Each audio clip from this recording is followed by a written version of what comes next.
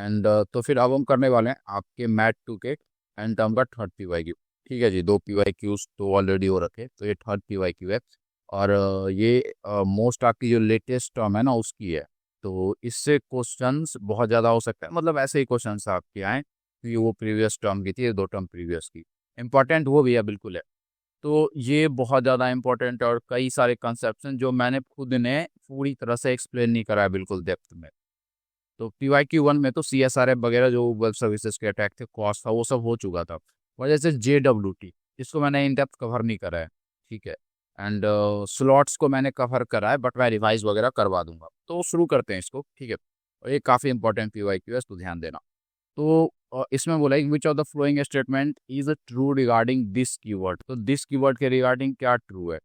तो इसमें बोला this always refer to function it is declared in. ये बिल्कुल भी जरूरी नहीं है कि दिस ऑलवेज उसी को प्रेफर करे। देखो, अगर नॉर्मल फंक्शन है तो फिर तो ठीक है, बट नॉर्मल फंक्शन में मैंने क्या बोला था, हमेशा ये देखो फंक्शन कहाँ डिफाइंड है, ये जरूरी नहीं है। ये जरूरी है कि फंक्शन कैसे कॉल करा है आपने।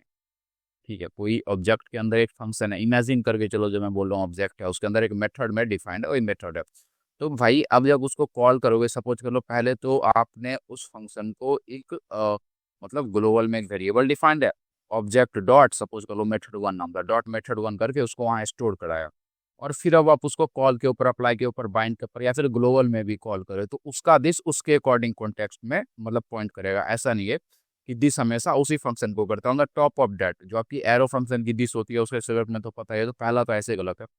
दूसरे में बोला arrow function inherit this from their enclosing lexical scope, मतलब पड़ोसियों से लेता है जो उसके अगल बगल में स्कोप बना रहे होते हैं। बिल्कुल सही। Third, this inside a class method always refers to object window. क्या बोला है? This inside a class method. भाई क्लास मेथड के अंदर कैसे विंडोज को, तो क्लास को रेफर कर रहा होगा ना। गलत है। नन ऑफ दिस तो होगा नहीं डेट, क्योंकि ये आपकी यहाँ पे एक करेक्ट हो गई है। ठीक है। तो ये आपकी पहली क्वेश्चन हो गई। ठीक है, ये सारे के सारे आपके हो गए। ठीक है, दिस कीवर्ड से रिगार्डिंग। अब आप बोलोगे ठीक है दिस कीवर्ड तो एक हो गया, इसके साथ क्या क्या करना है? तो भाई कॉल कैसे काम करता है, अप्लाई कैसे काम करता है, बाइंड कैसे काम करता है, आपको पता होना चाहिए। ठीक है। और on the top of that अगर दिस स्ट्रिक्ट मोड में है तो कैसे काम करेगा। ठीक है, behaviour of this in strict and non strict. तो अगर आपको इतना पता है तो दिस कीवर्ड के बारे में आपको ठीक ठाक नॉलेज है, आप देख लोगे क्वेश्चंस को। नेक्स्ट पे अब हम आते हैं, और जो जो टॉपिक मैं करवा रहा हूँ एट लास्ट मैं दे दूंगा, ये सारे topics important topics. Which of the following correctly describe the life cycle of Vue Confucius component. तो ये आपकी लाइफ साइकिल हुक रही। पहले इंस्टेंस बनाया, बिफोर क्रिएट चला, और जब आपकी ये पर्टिकुलर बिफोर क्रिएट चलती है तो उस वक्त कुछ इनिशलाइज वगैरह होता नहीं, तो आप कुछ एक्सेस नहीं कर सकते। फिर फाइनली आ जाकर डाटा वगैरह ऑब्जर्व होता है, फिर क्रिएटेड चला और ये कंपाइल होती है। बिफोर माउंट से पहले मैंने बताया था ना, ये जैसे आप ऐसे ही मतलब इसी के ऊपर माउंट करते हो ना एलिमेंट, जो आपकी होती है मेमोरी एड्रेस होती है जहाँ पे वो माउंट होगा। तो यहाँ पे आपकी जो डोम होती है वो एम्प्टी रहती है। देर आफ्टर फाइनली यहाँ जाके जो आपकी डोम है वो रिप्लेस होती है। एंड देर आफ्टर आपने यहाँ माउंट करा, तो डोम आपकी माउंट हो गई। यहाँ पे आपकी सारी की सारी चीज़ें मिल जाती है मोरले। एसिंग का वेट कॉल आप यहीं पे करते हो। ठीक है। There after update, before update, और ये जो आपकी साइकिल्स दे रखी है। तो यही तो क्वेश्चन था कि पहले before update, sorry before create, फिर बिफोर माउंट, फिर माउंट, फिर before update, update before unmount, and then after finally unmount. और ये जो मैंने यहाँ पे I mean to say discuss कर रखा है, just wait, what is life cycle होगी। तो बिफोर क्रिएट ये स्पेशली ये देख लो कि एक्सेस अवेलेबल किस किस का नहीं होता, क्या कर सकते हो क्या नहीं कर सकते हो। ठीक है। तो बिफोर क्रिएट, तो even before view setup data event watchers, उससे पहले बिफोर क्रिएट चलता है। ये लो लेवल सेटअप के लिए कोई मतलब डिपेंडेंसी इंजेक्शन करना है पैकेज से रिलेटेड तो है उसके लिए। क्रिएटेड में क्या होता है कि यहाँ पे इंस्टेंस आपकी इनिशियलाइज हो चुकी है, डाटा अवेलेबल है, एक्सेस अवेलेबल है, इवेंट वॉचर्स वगैरह का। यहाँ पे आप एपीआई कॉल कर लो, इवेंट कुछ सेट करना है कर लो, डाटा ट्रांसफॉर्मेशन की काम। बिफोर माउंट में क्या होता है, डॉम की रेंडरिंग से पहले यहाँ डोम इंस्पेक्शन करना है, कंडीशनल रेंडरिंग, ये इंपॉर्टेंट था बिफोर माउंट, क्योंकि ऊपर वाले तो सारे आपको याद ही होंगे कि ये इसमें एपीआई कॉल करना है। और डोम माउंट और कंडीशनल रेंडरिंग, डोम इंस्पेक्शन और रेंडरिंग, क्योंकि इंस्पेक्शन आप कब करते हो किसी चीज़ का, रेंडर होने से पहले, तो बिफोर माउंट में। माउंट में आप डोम को मैनिपुलेट करोगे, चूंकि फाइनली डोम इंसर्ट हो चुका है। एपीआई कॉल्स वगैरह करनी है, और बिफोर अपडेट में आप स्नैपशॉट लेते हो डोम का और कैंसिल कर देते हो एनिमेशन वगैरह। अपडेट में स्क्रॉल एडजस्टमेंट डोम प्रोसेसिंग, फिर अनमाउंट में मतलब इवेंट वगैरह था, लिसनर वगैरह, टाइमर्स, फैचेस जो भी आपने लगाए थे उन सबको क्लियर कर लेते हो। ठीक है, ये डिस्ट्रॉय होने से पहले का स्टेज है। और कंप्लीट रिमूवर में पूरी तरह से क्लीन अप, लॉगिंग, एनालिटिक्स सारी चीज़ें हटा दो आप। ठीक है जी, आई होप आप समझ पाए हो जो मैंने बताया, एंड दैट्स वाई पहला ऑप्शन सही है। दूसरे अब आगे बढ़ते हैं। तो इस पर्टिकुलर ऑप्शन में बोला है कि कंसिडर द जावा एंड से जावा स्क्रिप्ट कोड बिलो, जो आपका नीचे दे रखा है। तो यहाँ पे आपका क्या सीन है कि यहाँ पे एंड इस पर्टिकुलर क्वेश्चन में आपने प्रोमिस के ऑब्जेक्ट बनाई और देर आफ्टर उसके ऊपर देन एग्जीक्यूट करा, और फिर यहाँ पे आपने कंसोल डॉट लॉग वगैरह करा है। ठीक है, तो ये जो कोड आपका नेक्स्ट दे रखा है, तो ये आपका एक प्रॉमिस है, आपने इसके ऊपर न्यू प्रॉमिस चलाया, रिजॉल्व, रिजेक्ट। और गौर करना, पहले आपने रिजेक्ट करा है इसको, फिर रिजॉल्व करा है। ठीक है, एंड देर आफ्टर पे देन ब्लॉक चलाया, कैच चलाया। तो आपको क्या लगता है क्या आउटपुट होगा? आउटपुट यही होगा कि आपके, मुझे यहाँ तक लगता है आपको लग रहा है कि भाई रिजेक्ट करा है तो पहले तो कैच चलेगा, फिर रिजॉल्व भी करा है। तो आप सही हो कि देन नहीं चलेगा यहाँ पे, अगर आप ऐसा सोच रहे हो। डायरेक्ट कैच चलेगा, और कैच चल गया फिर तो हो गया, रिजॉल्व का फिर क्या ही फायदा। तो डायरेक्ट कैच चलेगा, और ये यहाँ पे मोर और लेस एरर इसमें देना चाहिए। ठीक है, इसने एरर दे दिया। एंड व्हाट इफ मैं बोलूँ, व्हाट इफ इसके कंडीशन को मैं उल्टा कर देता हूँ यहाँ पे, फिर क्या होगा आपका? एंड अब मैं चलाऊँ तो क्या चलेगा? पहले रिजॉल्व करा है तो ये डायरेक्ट इसके ऊपर आएगा। अब आप बोलोगे फिर इसके बाद रिजेक्ट भी तो चलता, तो इसके ऊपर भी तो आना था, नहीं आएगा। क्यों? क्योंकि जैसे उसने रिजॉल्व देखा वो देन के पास पहुंच गया, अब उसका इस फंक्शन से कोई वास्ता नहीं है, वो देन के पास आ चुका है। ठीक है, और फिर वो अब कैच वगैरह के पास नहीं जाएगा। तो अगर ऊपर जो होता है सबसे पहले जो होता है, जनरली प्रायोरिटी उसी की होती है और आप उसी को रन करते हो। डेट्स वाई ये जो है आपकी फेल हो जाएगी यहाँ पे, जब आप इसको कैच वगैरह करोगे तो ये एरर देगा। तो मतलब टेक्स्ट में एरर रिजेक्ट करा आपने, तो यहाँ पे फेल हो गया। एंड तो यहाँ देखो, मैंने इवन कंपाइल करके भी आपको दिखाया, जब आप इसी पर्टिकुलर कोड को रन करते हो तो एरर आता है, एरर यहाँ पे लॉग होता है। बट क्वेश्चन में देखो यहाँ पे इसने फेल्ड बोल रखा है। फेल्ड किस कंडीशन से बोल रखा है मुझे नहीं पता, क्योंकि यहाँ एरर और सक्सेस दो ही टेक्स्ट हैं। तो मेरे अकॉर्डिंग तो ये एरर आना चाहिए, इवन कोड रन करने के बाद भी ये एरर ही आया। उसके बाद next question, what is the main advantage of using JWT over session based authentication? Session based authentication आप समझते हो क्या होता है? नहीं? तो सेशन जो होता है ना आपकी, टिपिकली आमतौर पर हम बोलते हैं, सेशन आपकी स्टोर करती है किसको? स्टेट को, सर्वर, सर्वर के ऊपर जो स्टेट आपकी चल रही है, आप लॉग इन हो, लॉग आउट हो, क्या हो, आप इन मेमोरी, डीबी, रेडिस वगैरह जिसका यूज करना चाहो कर सकते हो। जैसे कुकीज वगैरह का आपने सर्वर आईडी दी, उसमें कुकीज डाला, तो ये सर्वर साइड स्टेट्स होती है। ऑन द अदर एंड जब JWT की बात करो तो ये आपकी जेसन वेब टोकन है, और ये बहुत ही ज़्यादा, आई मीन टू से मैं बोल सकता हूँ इंपॉर्टेंट टॉपिक है। और सच बताऊँ तो मैंने भी अभी इसको पूरी डेप्थ में कवर करा नहीं है, तो मैं पहले उसको कर देता हूँ। तो सबसे पहले तो हम ये देख लेते हैं कि ये जो आपकी दे रखी है यहाँ पे, ये काम एग्जैक्टली करती कैसे है। तो मेरे पास एक एनिमेशन था, पीछे चलते हैं। देखो आपने क्या करा, आपने लॉग इन करा, यहाँ पे लॉग इन बटन क्लिक करा, तो क्या होगा? JWT टोकन एक तो क्लाइंट हो गई आपकी, और दूसरी आपकी सर्वर हो गई। तो जनरली क्या होता है कि आपने जब लॉगिन क्लिक करा तो पोस्ट लॉगिन नाम की मेथड चली, वो आपका यूजर नेम पासवर्ड लेके सर्वर के पास जाती है। सर्वर फिर डेटाबेस से कनेक्ट करता है, और फिर डेटाबेस उसको रिसीव मतलब स्टोर करके वापस कर देती है। तो यहाँ देखो, आप कुकीज़ आपको देती है, बट कुकीज़ अगर किसी ने चुरा लिया तो इशूज़ हो गई, बिल्कुल इशूज़ हो जाएंगी। तो उसके लिए उसने आपको क्या दिया? उसने आपको यहाँ पे कुकीज़ के साथ, जस्ट वेट, तो भाई उसने जो आपको रिटर्न करा है ना ये, तो कुकीज के साथ देखो, इसने जो सेल्फ कुकी रिटर्न करा, इसमें टोकन भी एक रिटर्न करा, EYJB समथिंग समथिंग करके जो एक टोकन है वो भी रिटर्न करा। तो कुकीज और उसके साथ टोकन रिटर्न करा एक्स्ट्रा में। तो अब क्या होगा, नेक्स्ट टाइम जब आप लॉग इन करोगे तो सर्वर के पास जाएगा, और ये डेटाबेस से कनेक्ट करेगा सर्वर, और वेरीफाई करेगा कि जो लॉगिन, जो टोकन आपको दिया गया है वो ऑथेंटिकेटेड है या फिर नहीं है इस टोकन को।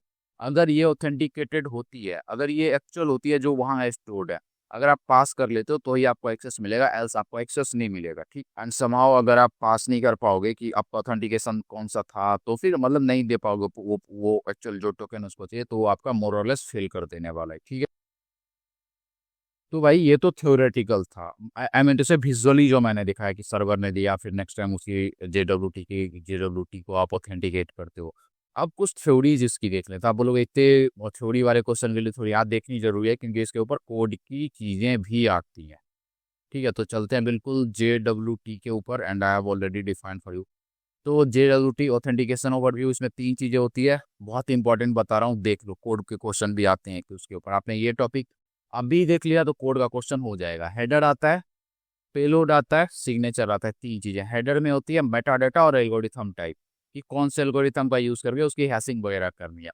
पेलोड में आपकी एक्सपायरी इन्फो हो गई, यूजर इन्फो हो गई, जो भी आपकी हो गई, और सिग्नेचर में वेरीफाई इंटीग्रिटी। तो ये चीजें होती है। फ्लो इसका क्या रहता है, बंदे ने लॉग इन करा और सर्वर ने JWT जनरेट करा और वापस से क्लाइंट के पास भेज दी कुकी या लोकल स्टोरेज में, जो कि अभी मैंने आपको दिखाया।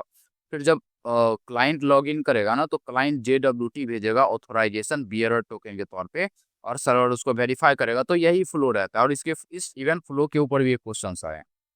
ठीक है, तो ये देख लो आप, HTTPS का यूज करना, एक्सपायरी सेट करना, वो बोल रहे हैं। अब कोड देखो इसका, Node.js का यहाँ दे रखा है। आप बस देखो कि क्या दे रखा है, उससे ज़्यादा कुछ नहीं करना है। देखो, एक इशू फंक्शन, एक फंक्शन है, बस आपने JWT और सीक्रेट करके यहाँ पे JWT सीक्रेट को यूज़ कर रखा है env में, और इसको आपने इंपोर्ट करा, इंस्टॉल करा हुआ JWT npi install npm install JSON web token. खैर, तो यहाँ देखो आपका एक फंक्शन है। ये फंक्शन क्या क्या दे रहा है, सबसे पहले इसमें दिया सब नेम रोल, फिर सीक्रेट की, फिर जो एल्गोरिथम लग रही है। 3 चीज़ें मैंने बोली है, हेडर, पेलोड, सिग्नेचर। ठीक है, तीनों चीज इसने दी। इस फंक्शन इसको कॉल करेंगे तो वो इशू कर देगा JWT को। अब बिल्कुल इंग्लिश में मैंने एक्सप्लेन करा है कि जब कोई बंदा लॉग इन करता है तो उसे पासवर्ड वेरीफाई कराया जाता है, और अगर मैच हो जाता है तो सर्वर उसको एक JWT टोकन जनरेट करके ब्राउजर को भेज देता है। ब्राउजर उस टोकन को स्टोर कर लेता है कुकी या लोकल स्टोरेज में, और जब उसी रिसोर्स को दोबारा एक्सेस करोगे तो टोकन से आपको उसको मतलब आई मीन से वेरीफाई करना पड़ेगा। खैर, तो यहाँ पे एक मिडिलवेयर बना के रिक्वायर्ड रोल, एंड वही चीज़ है कि यहाँ देखो, इसने पेलोड बनाया। पेलोड में क्या दिया, एल्गोरिथम, इशूअर, ऑडियंस, जो भी मैंने आपको बताया था कि पेलोड में तीन चीज़ें वगैरह आप डालते हो, एंड देयर आफ्टर अब वो ये नेक्स्ट ट्राई कैच चलाया। On the top of that, ये जो इशूअर टोकन था फंक्शन, देखो, इसको बहुत ज़्यादा ऐसा नहीं कि टेंशन में ले लिया जैसे कोड देके हो गया जी, कुछ नहीं है, वैसे टोकन इशू कर रहा है, और ये 3 चीज़ें दे रहा है। क्या क्या, header, payload, signature, that's it, यही याद रखो आप। ठीक है, तो फिर अब इसने कहीं ना कहीं उसको कॉल वगैरह कराया होगा, तो फिर ये ऑथराइजेशन करा, टोकन चेक करा। यहाँ पे देखो, बियरर टोकन था, जो टोकन आपके पास आ रहा था उसको आपने स्प्लिट वगैरह करा, और पहले तो बोला अगर टोकन नहीं है तो 401 कोड दे दो कि टू मिसिंग टोकन एल्स। और देखो, आप सर्वर वगैरह पे कर रहे हो, एक्सप्रेस पे, सर्वर पे अभी आप, और सर्वर ऑथेंटिकेट वगैरह जो करता है। नहीं तो ये इसने वेरीफाई कर लिया टोकन को, बोला था जैसे आपने इसी एल्गोरिथम का यूजर ने जनरेट करा था, तो फिर जो आपने टोकन भेजा था ना, ये फिर से इसी एल्गोरिथम का यूज करके उसको वेरीफाई कर लेगा। इशूअर आप अपनी UPI डालोगे, ऑडियंस जो भी है मतलब यूज करना, एंड एसिमेट्रिक, और जो आपकी वेरिफिकेशन वगैरह दे रही है, तो इन सबको अभी रहने दो। जो मैंने पीछे बताया उतना समझना, मोर देन इनफ होगा। ठीक है, trans storage and transport pattern, तो authorisation header, authorisation bearer, JWT security notes cat standard for API request के लिए यूज होता है, और in memory stored in JS memory during session वगैरह जो भी है। और आपकी JWT टोकन कुछ ऐसी दिखती है। ठीक है, तो JWT टोकन के संदर्भ में इतना जानना काफी है। कोड आएगा तो उसमें यही आएगा कि एक फंक्शन जनरेट कर रहा होगा, और उसमें चेक कर लेना कि उसमें हेडर है, पेलोड है, ठीक है, वो सारी चीजें हैं या फिर नहीं है। और ये चीज़ें जो नेक्स्ट वाली आपको दिख रही CSRS, XSS, ये सब मैं ऑलरेडी एक्सप्लेन कर चुका हूँ। तो जेसन के सब्जेक्ट में JWT के सब्जेक्ट में इतना जानना आपके लिए काफ़ी है, आपसे कोड क्वेश्चन भी मोर और लेस हो जाने। तो अब चलते हैं एक्चुअल क्वेश्चन पे। मेन एडवांटेज क्या है इसके ऊपर, तो JWT पहले तो स्टेटलेस होती है, स्टोर वगैरह नहीं करना पड़ता सर्वर पे। हाँ, सर्वर पे एक ऑलरेडी फंक्शन डिफाइन होता है जो कि उसको वेरीफाई कर लेता है, ये होता है, बट स्टोर तो नहीं करना ना, जैसे कुकीज वगैरह को आपको करना पड़ रहा था, तो ऐसा कुछ नहीं होता। JWT are stateless and do not require server side storage, बिल्कुल। And JWT requires storing token on server, भाई गलत है, इसको हम स्टोर नहीं करते, ये तो इसकी सबसे बेस्ट चीज़ है। ठीक है, यहाँ पे अवॉइड करते हुए स्टोर करने से। JWT are shorter and more efficient than session IDs। देखो भाई, इफिशियंट तो है, ये तो सही है, बट ऐसा नहीं है कि ये शॉर्टर होती है। आप इसमें इवेंट डिफाइन कर सकते हो। JWT को एक पेलोड को भी कैरी करती है जो कि लार्ज होती है, तो मतलब शॉर्टर आप इसको नहीं बोलोगे। There are automatically expire, and automatically नहीं एक्सपायर होती। यहाँ पे आपको JWT में आपको एक्सपायरी क्लेम्स वगैरह इंक्लूड करना पड़ता है ताकि आप उसको अटैक वगैरह से बचा। ऑटोमेटिक नहीं होता, बस ये देख लो। तो JWT की सब्जेक्ट में ये क्वेश्चन एंड जो मैंने थ्योरी एक्सप्लेन करी उतनी आपके लिए काफ़ी होगी। एंड नेक्स्ट क्वेश्चन में, which of the following HTTP method does SSE use for streaming updates to client? तो कौन सा यूज करती है SSE के सब्जेक्ट में? मैंने ऑलरेडी क्या क्या बताया, ये यूनी डायरेक्शनल होती है सबसे पहली चीज। दूसरी चीज सर्वर टू क्लाइंट होती है, ठीक है, ये चीज मैं बता चुका हूँ। तो सर्वर से क्लाइंट के पास आप क्या भेज रहे हो, रिस्पॉन्स। रिस्पॉन्स किस में आता है आपका, गेट में आता है। गेट आपका सही हो जाएगा यहाँ पे। यही वेब सॉकेट वगैरह होता है तो उसमें पोस्ट लगता है फिर, तो अकॉर्डिंगली ये चीज़ें आप याद कर लो तो ज़्यादा बेहतर होगा। एंड मैं अगर अपने नोट्स की बात करूँ तो जस्ट वेट, मैंने इसको कन्वर्ट तो करा था pro JWT and data and अच्छा चलो कोई नहीं, ये चीज़ तो आपको लाइक पता होगी जो मैंने आपको बताई है अभी। तो इतना जानना काफ़ी है आपके लिए। एंड फिर उसके बाद वेब सॉकेट, अब देखो ये क्वेश्चन आया तो इससे रिलेटेड वेब सॉकेट होता है, वेब हुक्स है, तो वो सब आप देख लोगे तो बेहतर होगा। How does web hook differ from API call? तो भाई वेब हुक API कॉल जो है ना आपकी, उसको क्लाइंट की, जब देखो मैं बोलूँगा मैं अमेजोन पे या मैंने बोला वॉच, मैं अगर स्लैश वॉच करूंगा ना तो ये मुझे वॉच देगा। तो मैंने हिट करा तो इसने कोई दादा वेब बुक में क्या होता है कि आपने पेमेंट करा वो खुद ब खुद ट्रिगर हो जाएगा, किसी इवेंट पे ट्रिगर हुआ। डेट्स ऑप्शन ए सही है। दूसरा में बोला है web book always return Jason body while API call does not. भाई ऐसा नहीं, API कॉल भी करती है, जेसन बॉडी आ तो रही है आपके पास एप्लीकेशन स्लैश जेसन टाइप में data. Webhook uses web sockets for communication. भाई ये वन वे है, ठीक है, यूनिडायरेक्शनल है, और ये टू वे होती है आपकी वेब सॉकेट्स। तो मतलब क्या ही यहाँ पे, web socket only support the HTTP get method. नहीं भाई, ये पोस्ट यूज करती है आपकी, ठीक है। तो ये चीज़ें आपके यहाँ पे दे रखी। एंड ठीक है जी, आई होप आप समझ पा रहे हो। नेक्स्ट क्वेश्चन है, what is the purpose of कॉस? और मैंने कॉस डिफाइन करा है, कॉस cross origin request, I mean to say बिल्कुल क्रॉस ओरिजिन रिक्वेस्ट शेयरिंग। तो मैं लाइक को PPYQ1 में ऑलरेडी डिस्कस कर चुका हूँ भाई, कॉस वगैरह क्या है, तो मतलब क्या है इसको फिर यहाँ से कॉस क्रॉस ओरिजिन। तो इसमें यही है कि ये देख लेना कि किसको एक्सेस वगैरह दे रखा है, और एक्सेस भी दे रखा है तो ये चेक चेक कर लेना। अगर वो एक्सेस देने के बाद बोले ना कि जैसे उसने एक्सेस दिया था 5000 पोर्ट पे, अब वो बोल रहा है कि 3000 पोर्ट के ऊपर मैं चलाऊंगा, तो फिर उसको अलाउ नहीं करते हैं, पोर्ट को अलाउ नहीं करते, कोई और उसने URL कॉल कर ही नहीं करते। सब डायरेक्टरी होगी तो कर लेंगे, जैसे आपने बोला HTTPS example.com, अगर आपने इसको अलाउ करा है तो example.com स्लैश आप बोल दो AI, ठीक है, या फिर आप बोल दो आई मीन टू से सॉफ्टवेयर डेवलपमेंट, ठीक है। आप अगर ऐसा बोल दो तो वो अलाउ कर, सब डायरेक्टरी को अलाउ कर देता है। बट यहीं से पूछ कर लो, आपने बोला होता मान के चलते हैं बस example.com 5000 पोर्ट, और आप रिक्वेस्ट भेज रहे हो 6000 पोर्ट पे, तो वो रिजेक्ट कर देता। खैर, तो एक्स्ट्रा चीजें थी दो मैंने बताई PYQ1 से डिराइव करके। तो यहाँ पहला ऑप्शन है to allow browser to make request to any domain without rest. भाई विदाउट रेस्ट, ये तो इसमें तो रेस्ट्रिक्ट करते हो आप। To prevent server from making request to unauthorized origin, की सर्वर को आप प्रिवेंट करते हो जी कि वो कोई unauthorised I mean to say जो आपके यहाँ पे दे रखी है ना कि रिक्वेस्ट वगैरह वो ना कर दे। तो ये बिल्कुल नॉनसेंस है, क्योंकि सर्वर आपकी रिक्वेस्ट कुछ भी रिक्वेस्ट कर सकता है, आप सर्वर को नहीं रोक रहे हो। कॉर्स का काम है ब्राउजर क्लाइंट इन्फोर्समेंट करना। कॉर्स किसके ऊपर काम करता है, ब्राउजर, ठीक है, जो क्लाइंट साइड या उसके ऊपर। सर्वर से तो आप कुछ भी भेज दो, क्या इशू है, एटलास्ट चेक तो यही होगा ना। तो टू अलाउ वेब एप्लीकेशन, मतलब ये भी नहीं होगा। थर्ड है to allow web application to request resources from different domain securely, 200% सही है। रेस्ट्रिक्ट ऑल, भाई ऑल इनकमिंग रिक्वेस्ट को कर देंगे सेम डोमेन में, तो कैसे काम चलेगा। तो ये थर्ड ऑप्शन आपकी यहाँ पे सही हो जाती है, ठीक है। एंड ठीक है जी, आई होप ये पर्टिकुलर क्वेश्चन को आप समझ पाए। नेक्स्ट क्वेश्चन है रिड्यूस के ऊपर। एंड मैं आगे बढ़ूँ उससे पहले मैं बता देता हूँ आपको, तीन जो मेथड है ना, तीन मेथड जो आपकी है, मैप, फिल्टर, रिड्यूस, बहुत इंपॉर्टेंट है, देख के जाना। On the top of that और कोई एरे का मेथड देखना है तो सम, एवरी। और मेथड देखने से क्या मतलब मैं बोल रहा हूँ, मतलब इसके सिंटैक्सेस कि ये पहला पैरामीटर में क्या लेता है, दूसरे में क्या लेता है, तीसरे में क्या लेता है। तो मैंने यहाँ पे सर्च करा रिड्यूस JS, W3 स्कूल पे ही जाके करो, ज़्यादा बेहतर होगा, बिल्कुल बिगनर्स के लिए तो बहुत ईजी है। तो रिड्यूस मेथड, तो रिड्यूस मेथड आपका ये हो गया।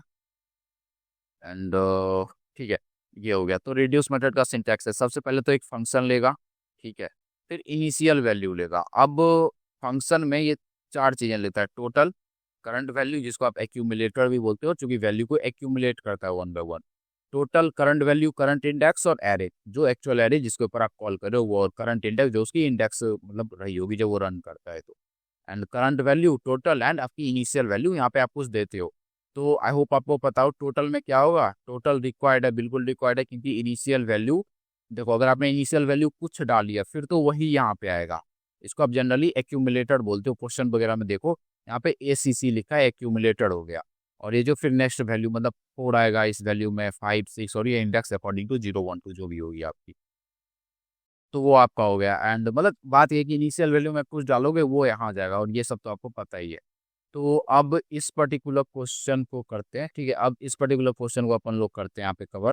तो देखो जी, आपने यहाँ पे इसको स्टार्ट करा, ठीक है, और यहाँ पे एरे है और आपने रिड्यूस इसके ऊपर कॉल करा, और फिर उसके बाद आपने एक फंक्शन डिफाइन करी, on the top of that आपने जीरो दिया, मतलब इनिशियल वैल्यू जीरो दी। और एरे की आप क्या कर रहे हो कि आप इंडेक्स -1 या फिर जीरो करके, देखो इंडेक्स -1 करोगे, इनिशियली तो इंडेक्स जीरो होगा, तो भाई पहले के लिए करोगे 0 -1, तो वो क्या देगा -1, तो वैलिड हुई नहीं ना। तो इसने और लगा रखा है कि भाई अगर यहाँ कोई वैलिड वैल्यू ना आए तो आप यहाँ जीरो इंडेक्स ले लेना। तो जाहिर सी बात है हम जीरो ले लेंगे, ठीक है।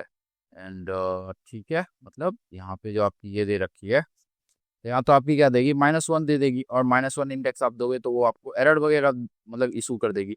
तो उस केस में आप बोला कि आप यहाँ पे जीरो ले लेना, बिल्कुल जीरो ले लेंगे। खैर, तो सबसे पहले एक्यूमुलेटर, इसमें क्या होगा, तो जो वैल्यू आप यहाँ पे ऐड कर करके डालोगे वो इसमें जुड़ता जाएगा। इनिशियल वैल्यू इसकी क्या होगी, इनिशियल वैल्यू इसकी जीरो होगी, फिर आपकी वैल्यू एक एक करके आएगी, पहले 4 फिर 5 फिर 6 इसमें, और उसके इंडेक्सेस इसमें 0 1 2, चूंकि ये इतनी वैल्यू है ना।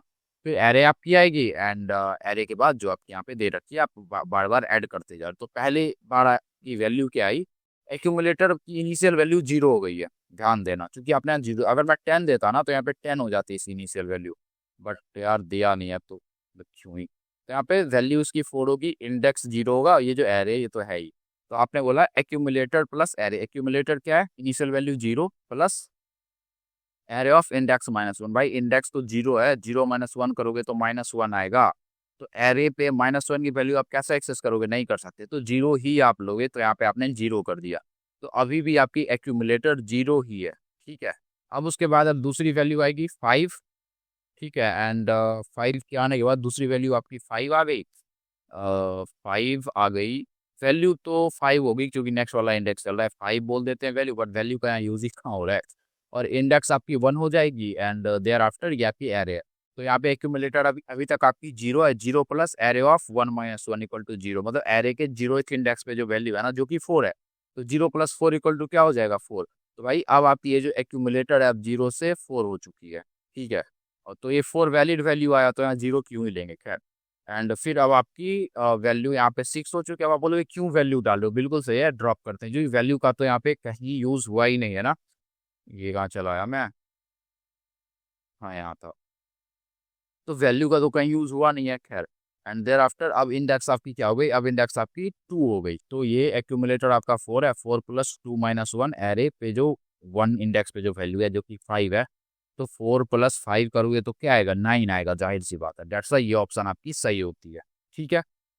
नेक्स्ट पे चलते हैं, तो भी बिल्कुल कॉल अप्लाई बाइंड, मैंने पहले क्वेश्चन में भी बोला था कॉल अप्लाई बाइंड इंपॉर्टेंट है, इसमें अब उसी का यूज हो गया।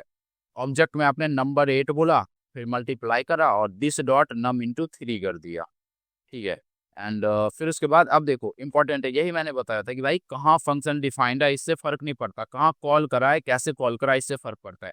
अब मल्टीप्लाई नाम का मेथड यहाँ डिफाइंड है, बिल्कुल है, ठीक है, बट अब आपने क्या करा, आपने बोला object dot multiply dot bind, और आपने इसमें खुद की ऑब्जेक्ट पास करी 2। तो अब ये जो आपकी 3 से इंटू करेगा, दिस डॉट नम ले रहा है, किससे लेगा, इससे लेगा, बिल्कुल नहीं, अब वो इससे लेगा, ठीक है। तो 2 × 3 वो 6 ले लेगा यहाँ पे, फिर आपने मल्टीप्लाई को यहाँ पे कॉल करा है, और बाइंडेड इससे है तो उसके अकॉर्डिंग काम करता है, डेट से यहाँ पे इसकी आउटपुट 6 हो जाती है, ठीक है।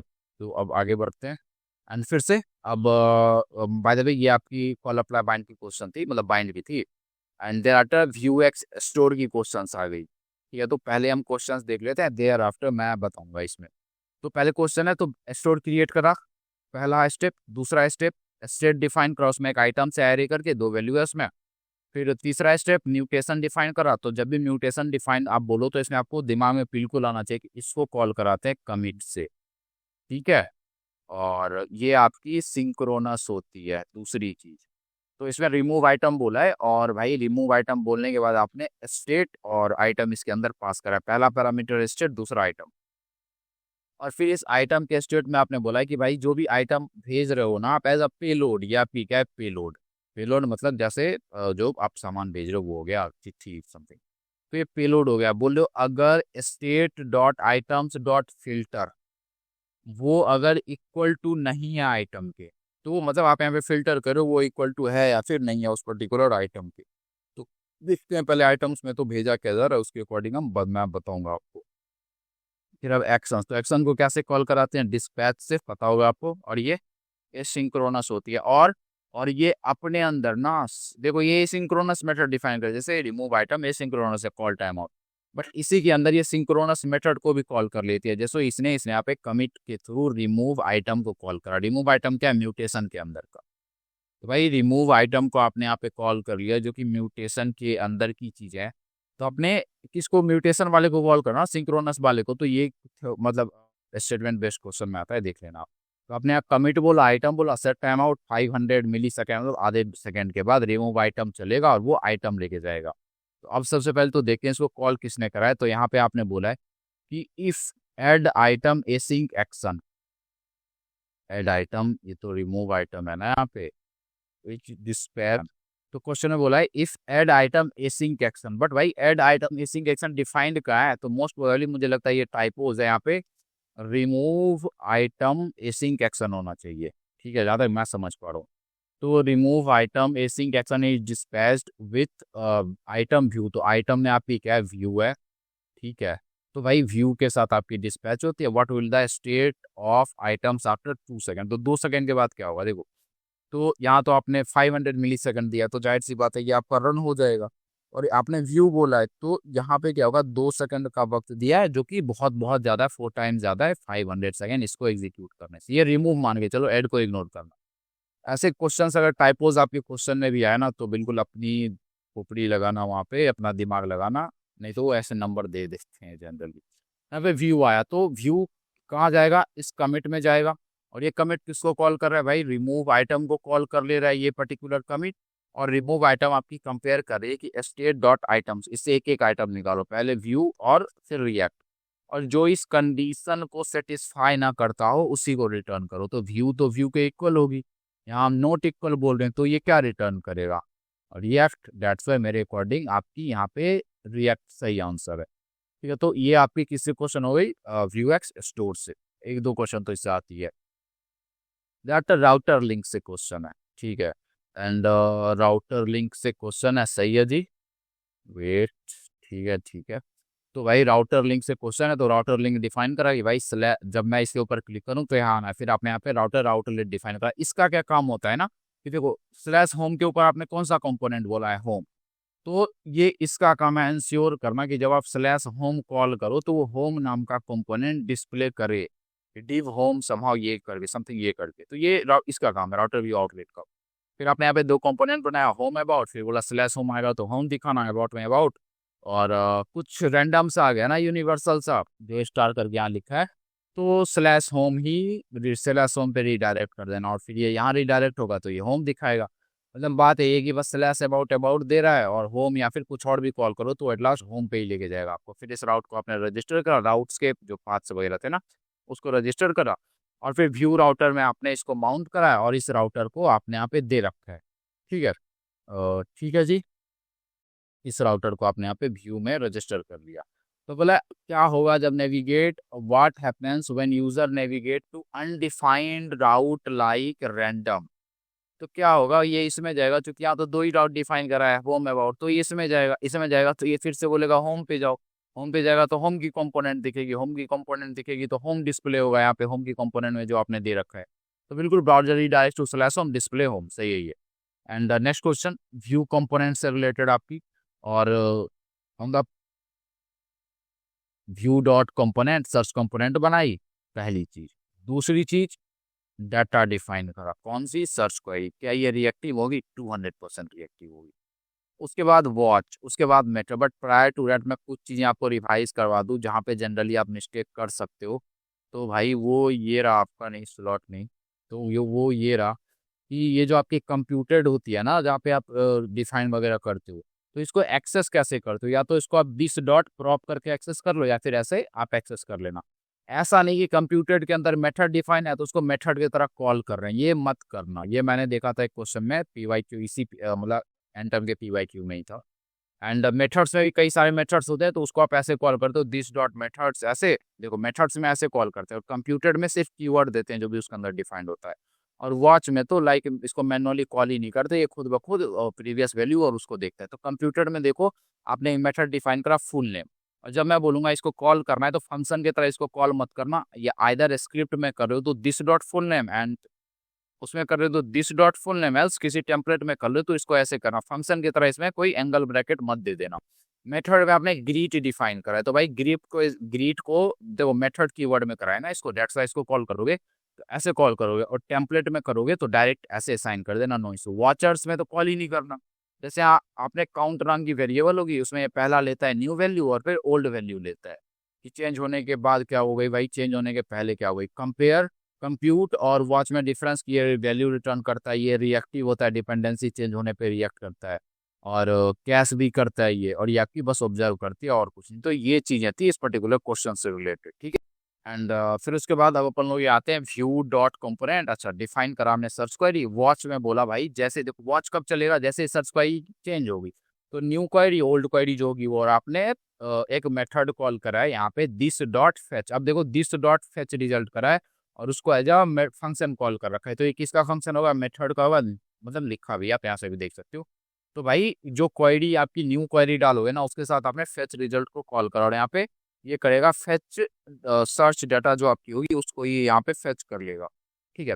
लाइक आई होप आप समझ पा रहे हो मैं क्या बोल रहा हूँ, फेच कर लेगा। तो यहाँ पे बोला कि इनमें से कौन सा ट्रू है? Fetch results method will be called immediately when component is created. Component create होगी उसके जस्ट बाद फेच आई मीन से फेच रिजल्ट मेथड जो ये आपकी कॉल हो जाएगी।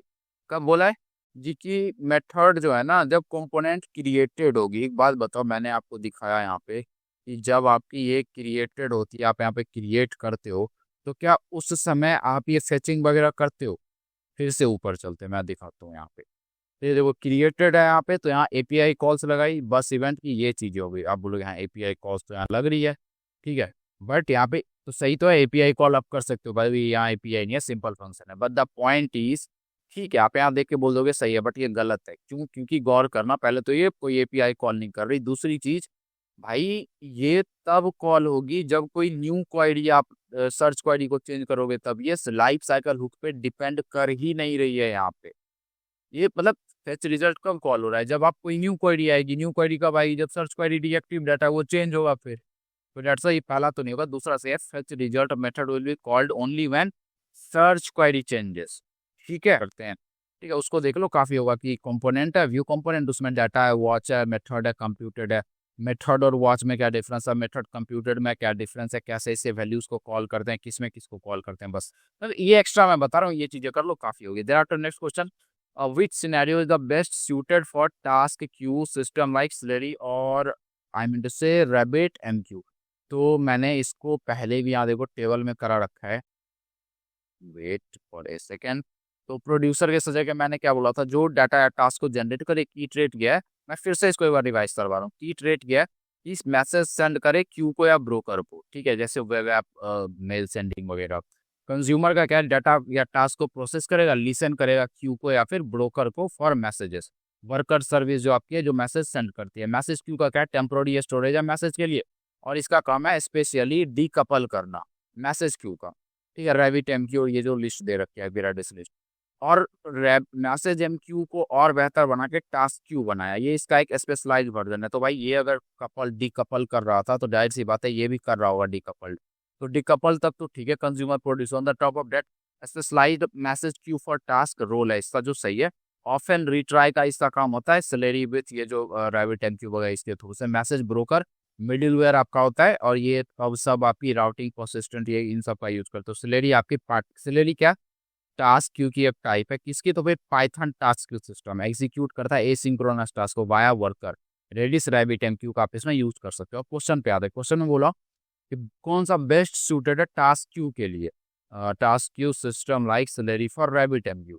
तो जी आपने टास्क क्यू के सबसे में पढ़ा है कि ये भी एक मैसेज क्यू की स्पेशलाइज्ड वर्जन है जो कि रीट्राई वगैरह करती है। रेडिस आई मीन से इसमें टूल यूज करते हैं सिलेरी, ये जो आपकी चीज यहाँ पे दे रखे हैं आप देखो, इसी से आप इन क्वेश्चंस को I mean to say wait it include often retry scheduling somehow.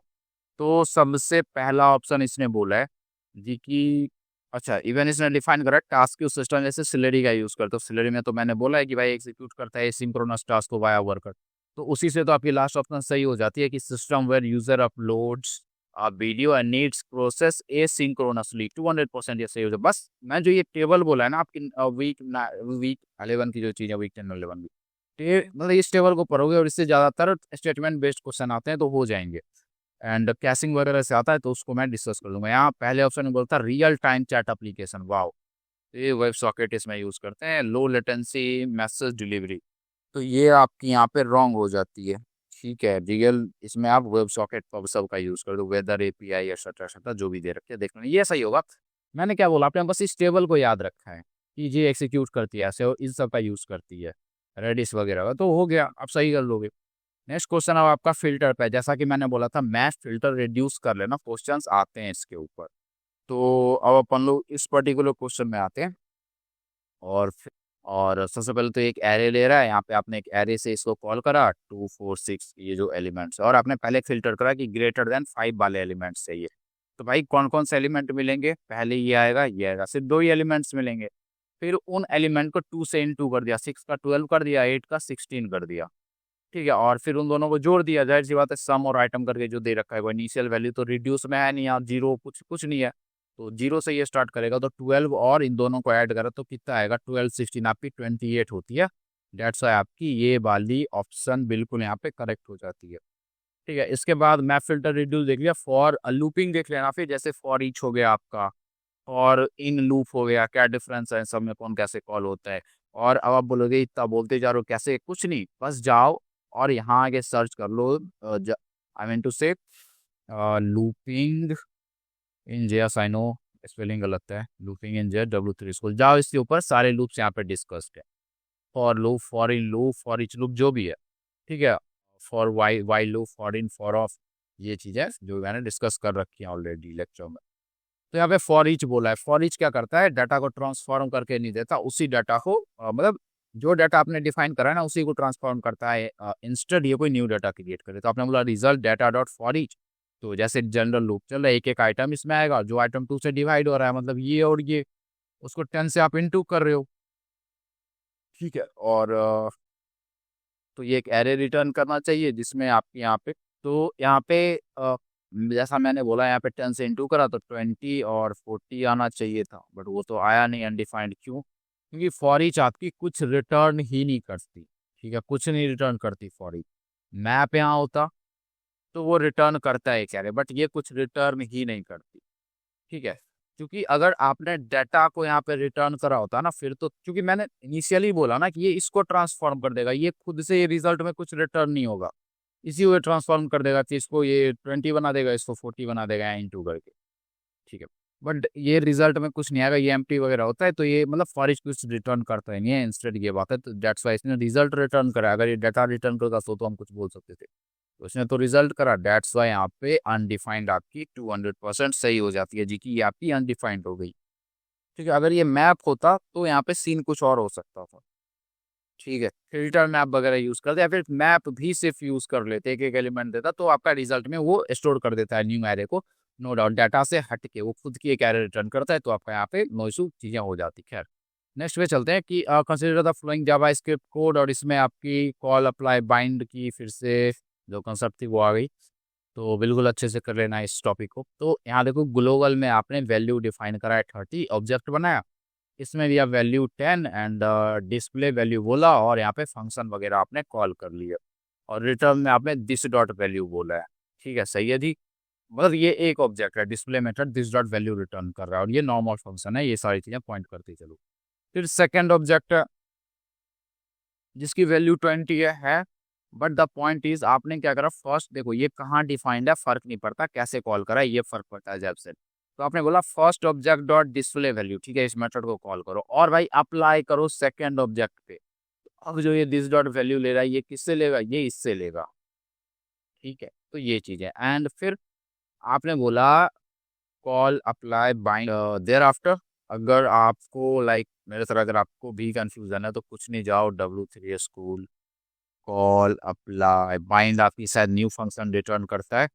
और कॉल अप्लाई बाइंड नहीं भाई, कॉल अप्लाई बाइंड जेएस है ना ये, call apply bind bind method के ऊपर जाते हैं तो बाइंड मेथड है वाला फंक्शन बोरोइंग आपकी बाइंड में होती है। अप्लाई आपका जो होता है वो एरे लेता है as a I mean to say जो होता है ना वो पास करते हो उसके अंदर वो पैरामीटर जिसको बोलते हो, तो वो आपका अप्लाई होता है। अप्लाई को बोला ना यहाँ एरे लेता है एज अ पैरामीटर, देखो कहाँ अप्लाई कॉल करे, वेट कॉल को तो यहाँ कॉल कर दिया, कॉल में देखो एज अ पैरामीटर आप भेजते हो स्ट्रिंग वगैरह, और एज अ एरे भेजना है तो अप्लाई का यूज कर लो, और बाइंड यूज करना है तो उसके लिए बाद में अगर कॉल करना चाहते हो तो बाइंड यूज कर लो। खैर तो आपने अप्लाई कॉल करा है, इसमें आपने 20 भेजा है ऑब्जेक्ट के तौर पे, तो 20 ये इससे डिराइव करेगा डिस्प्ले वैल्यू 1 की आपकी जो भी चीज़ है। फिर डिस्प्ले वैल्यू 2 में क्या करा आपने, इसको आपने अप्लाई करके बस यहाँ कॉल करके छोड़ दिया। गौर करना है आपने कोई कॉन्टेक्स्ट प्रोवाइड करा नहीं है, ठीक है। और जब आपने आप कुछ प्रोवाइड नहीं करते ना, देखो आपने इसको कॉल तो कर दिया डिस्प्ले 2 को यहाँ पे, इसको मतलब इस मेथड को यहाँ निकाल के इसमें असाइन करके कॉल कर दिया, बट भाई यहाँ आपने कुछ दिया नहीं है कि किसके बेसिस पे कॉल करना है, तो कुछ नहीं दिया तो इसकी जो वैल्यू होगी वो ये ग्लोबल से फिर ढूंढेगा। तो ग्लोबल में इसकी वैल्यू क्या है, दिस डॉट, देखो क्योंकि डिस्प्ले वैल्यू यहाँ पे भी आया है डिस्प्ले 2 में भी, ये भी यहाँ पे भी, तो वही कॉल हुआ है ना। तो इसमें तो आपने कोई कॉन्टेक्स्ट दिया नहीं, तो ये जो वेर वैल्यू है वो आपकी 30 यहाँ पे मोर और लेस हो जानी है, जिसकी जो ग्लोबल में जो वैल्यू है ना 30 वो उसको प्रिंट कर देगा, ठीक है, डिस्प्ले 2। अब डिस्प्ले एक्चुअल जो आपकी पॉइंट है वो डिस्प्ले 3 डिस्प्ले 4 पे है, तो डिस्प्ले 3 में आपने क्या करा भाई, तो डिस्प्ले 3 में एक फंक्शन कॉल करा है और उस फंक्शन को आपने बोला है रिटर्न कर first object dot display dot apply this. क्या बोला है आपने, अप्लाई व्हाट, अप्लाई दिस। तो दिस किसको, तो दिस आपकी यहाँ पे देखना पड़ेगा ना कि आपने बोला है दिस, अच्छा अप्लाई दिस बोला है, ठीक है, समझ आ रहा है। तो ये कौन रिटर्न करेगा, ये फंक्शन। तो भाई दिस के ऊपर आपने बोला है तो दिस के बाद मतलब ये जो देखो यहाँ यही कंफ्यूजन है कि डिस्प्ले 3 में कुछ रिटर्न कराओ और जब आप इस फंक्शन को कॉल करोगे तो ये रिटर्न करेगा। तो इसके ऊपर अब आपने बोला डॉट कॉल सेकेंड ऑब्जेक्ट, तो दिस बोल रहे हो तो दिस किसको पॉइंट करेगा, तो दिस आप यहाँ पे ये मोरलेस सेकेंड ऑब्जेक्ट को ही पॉइंट करेगा। तो फिर से यहाँ पे ये आपका 20 ही देगा मोरलेस, और फिर आपने डिस्प्ले 4 को देखो यहाँ प्रिंट वगैरह कराया नहीं है। तो लाइक इसमें क्या है कि बाइंड ले रहे हो, कॉल अप्लाई बाइंड, ठीक है, फिर से आपने दिस दिया है और यहाँ पे 20 एज अ वैल्यू पास कर दी है, बट ये तो पैरामीटर के अंदर कोई वैल्यू ले नहीं रहा है, ठीक है, और आपने दिस पास कर दिया है। तो आपने दिस पास कर दिया तो दिस किसको पॉइंट करेगा, सेकेंड ऑब्जेक्ट को मोर और लेस। खैर तो ये चीजें जो आपकी थी वो तो फोर्थ को तो ऐसे ही प्रिंट नहीं करवाया, तो डिस्प्ले यहाँ क्या करेगा, तो इसने पहले ने क्या करा था प्रिंट 20, ठीक है, और फिर दूसरे ने क्या करा तो ग्लोबल से इसने उठाया 30, फिर तीसरे ने 20, 20 30 20 आपकी 200% की आपने अप्लाई को रैप करा है फंक्शन में, ठीक है, उसके साथ आपने कॉल मेथड भी कॉल कर लिया है, वो भी दिस कीवर्ड के ऊपर। तो यहाँ क्या होगा जब आपने बोला ना कि first dot display dot apply और दिस बोला है आपने, तो इसके बाद आप कॉल करा आपने सेकेंड ऑब्जेक्ट को, तो ये दिस इसको पॉइंट करे, दिस इसके कॉन्टेक्स्ट में कॉल होगा। तो मतलब यही तो है सेकेंड ऑब्जेक्ट को, चूंकि फिर आपने इसके ऊपर कॉल कराया है, ठीक है, अप्लाई तक तो ठीक था, फिर आप इन्हें इसके बाद यहाँ पे कॉल भी तो करा है, तो कॉल किसके ऊपर करा है, सेकेंड ऑब्जेक्ट के ऊपर, तो इसका दिस इसी को पॉइंट करेगा। तो मतलब और अगर आप इग्नोर भी कर दो कि दिस किसको पॉइंट कर रहा है, ये इग्नोर भी कर दो, तो देखो आपने अप्लाई को कॉल कराया है यहाँ पे display value dot apply this, तो अप्लाई को आपने कॉल करा तो वो दिस डॉट वैल्यू ले रही है, और फिर आपने उसी जो अप्लाई को जो आपने कॉल कराया तो वो एक एज अ मेथड, देखो यहाँ पे हमने display function dot display value को एज अ मेथड कॉल करवाया। सपोज कर लो आपने इसको भी ऐसे ही करवाया, फिर आपने इसके ऊपर कॉल करा, कॉल में आपने कॉन्टेक्स्ट सेकंड ऑब्जेक्ट दिया, तो मोर और लेस ये दिस इसी को तो पॉइंट कर रहा है सेकंड ऑब्जेक्ट को। And next question, consider the flowing JavaScript code, और यहाँ पे एक्सपोर्ट डिफॉल्ट का आपने यूज़ करा है, ये तो व्यू 3 का यूज़ कर लिया, कोई नहीं, चीज़ें तो सेम ही रहती है। तो सबसे पहले डाटा में आपने बोला ये लॉग इन टोकन है, तो ये रिएक्टिव होगा 200%, ये एम्प्टी है। माउंटेड की जो हुक चलेगी तो वो क्या करेगी, this dot log in token equal to session dot get item से, sorry session storage dot get item auth token करके जब माउंटेड चलेगी तो ये आपकी यहाँ पे इसको एक्सेस करने की कोशिश करेगी भाई, कि सेशन स्टोरेज में जो है आपका, तो सेशन स्टोरेज में जो आपका है वो ऑथ टोकन करके कोई की है, उसमें जो वैल्यू स्टोर्ड है, तो ऐसा तो है नहीं, तो एम्प्टी देगा। देखते हैं आगे कोड के अकॉर्डिंग बताऊंगा मैं। तो फिर मेथड में आपने अपडेट टोकन डिफाइन करा, जब इसको कॉल करोगे तो ये एक नया टोकन लेगा, न्यू टोकन यहाँ पे ये लेगा। और फिर आपने बोला this dot log in token equal to new token, ठीक है जी, कि जो लॉग इन टोकन है उसमें न्यू टोकन असाइन कर देंगे, और फिर इसी लॉग इन टोकन को हम यहाँ पे न्यू टोकन के अंदर डाल देंगे। तो ये किस टाइप की आपकी क्वेश्चन है, तो इसको आप बोल सकते हो व्यू डाटा, और उसके साथ सेशन स्टोरेज मतलब लोकल स्टोरेज, इन सब का जो यूज करते होंगे। तो भाई मेथड्स के अंदर डिफाइन करा, तो इसको तो कॉल करोगे तब चलेगा, तब जाके कहीं ये सेट करेगा, ठीक है। क्वेश्चन ने बोला कि क्या होगा जब आप मतलब जब अपडेट टोकन को कॉल करोगे न्यू वैल्यू के साथ, फिर पेज को रिफ्रेश करो, ऐसे क्वेश्चन कई बार आते हैं जी, कि पेज को रिफ्रेश कर दिया, एक बार रिफ्रेश कर दिया, 2 बार 3 बार रिफ्रेश कर दिया, तो उसके अंदर वो क्या देगा, ठीक है, ते रहते हैं, और ये लाइक इम्पॉर्टेंट है, ऐसे मतलब क्वेश्चन रिपीट होते हैं, जस्ट मैं ये बोल रहा हूँ। तो यहाँ पे ये क्या होगा, आपने इसको बोला जी कि रिफ्रेश कर देगा, तो भाई रिफ्रेश करने पे सेशन टोकन जो है वो थोड़ी डिलीट होती है, रिफ्रेश करने पे थोड़ी होता है, आपने टैब बंद करा तो होगा ना, तो वो परसिस्ट करेगा वहां पे। तो डेट्स वाई आपकी यहाँ पे हो गई। ये पहला बोला कि न्यू टोकन जो है ना, न्यू टोकन वो लॉस्ट हो जाएगी, एंड द लॉगिन टोकन जो आपका बोला है, data property will be reset to an empty string, कि एम्प्टी स्ट्रिंग पे वो रीसेट हो जाएगा। तो भाई बिल्कुल नहीं होगा, सेशन स्टोरेज में रिफ्रेश करने पे नहीं, यहाँ अगर बोलता डाटा क्लोज कर दिया है तो कुछ हो सकता था, ठीक है, ऐसा कुछ नहीं होगा। एंड देयर आफ्टर, चूंकि आप यहाँ पे रिफ्रेश करोगे, रिफ्रेश करने के बाद यहाँ पे क्या होगा, तो जब आप रिफ्रेश करोगे तो माउंटेड फिर से चलेगा, ठीक है। और पहली बार सपोज करो आपने एक बार अपडेट टोकन को कॉल करा और स्टोर करा लिया, तो स्टोर तो हो गया सेशन स्टोरेज में, फिर से आप रिफ्रेश करो, फिर से माउंट चलेगा, और माउंट जो है उस आइटम की वैल्यू यहाँ पे गेट कर लेगा आपका, ठीक है, उस टोकन की जो वैल्यू थी उसको यहाँ पे गेट कर लेगा। तो ये 200% आपकी मोर और लेस सही हो जाती है, क्योंकि वैल्यू कहीं डिलीट वगैरह नहीं होने वाली रहेगी। The new token will be preserve in session storage, login token data property, and will be populated with stored value and page refresh 200। Page refresh करने से क्या होगा भाई, ये जो लाइफ साइकिल होगा अमाउंटेड, ये फिर से कॉल होगा भाई, जब ये फिर से कॉल होगा तो ये गेट करेगा आइटम को, जो कि है आपने पहले ही स्टोर करा था, फिर रिफ्रेश करा है। तो यहाँ पे आप ये देख लेना, इस टाइप की क्वेश्चन मैं बताऊं तो व्यू डाटा, ठीक है, और सेशन, ठीक है, या फिर लोकल स्टोरेज, और रिफ्रेश करके जो आपकी होती है उतने टाइम्स, 2 बार 3 बार, उस सीन की क्या होता है वो क्वेश्चन आपका यहाँ पे आता है। एंड अब अपन लोग नेक्स्ट क्वेश्चन पे चलते हैं, और नेक्स्ट क्वेश्चन में इसने बोला है कि कॉन्स्ट स्टोर, आपने स्टोर डिफाइन करा, स्टेटमेंट नंबर 10 बोला, फिर म्यूटेशन में आपने बोला, जो म्यूटेशन एक्शन की चीज़ें आ गई, एंड ठीक है, तो भाई म्यूटेशन में आपने बोला अपडेट नंबर पेलोड आएगा और इस नंबर को अपडेट कर दोगे आप। एक्शन में फेच नंबर बोला, और फिर कमिट यहाँ पे दिया, एंड देयर आफ्टर ये गेट डाटा को कॉल कर रहा है, जो कि एसिंक्रोनस फंक्शन है, ठीक है। तो गेट डाटा चलेगा, और जो भी इसको वक्त देना है उसके बाद अगर डाटा रिटर्न हो रहा है तो डाटा यहाँ पे आएगा, and on the top of that data आने के बाद आपने अप कमिट के थ्रू इसको म्यूटेशन वाले को कॉल करा है विद दिस फेच्ड वैल्यू, ठीक है, करा है, 200% करा है।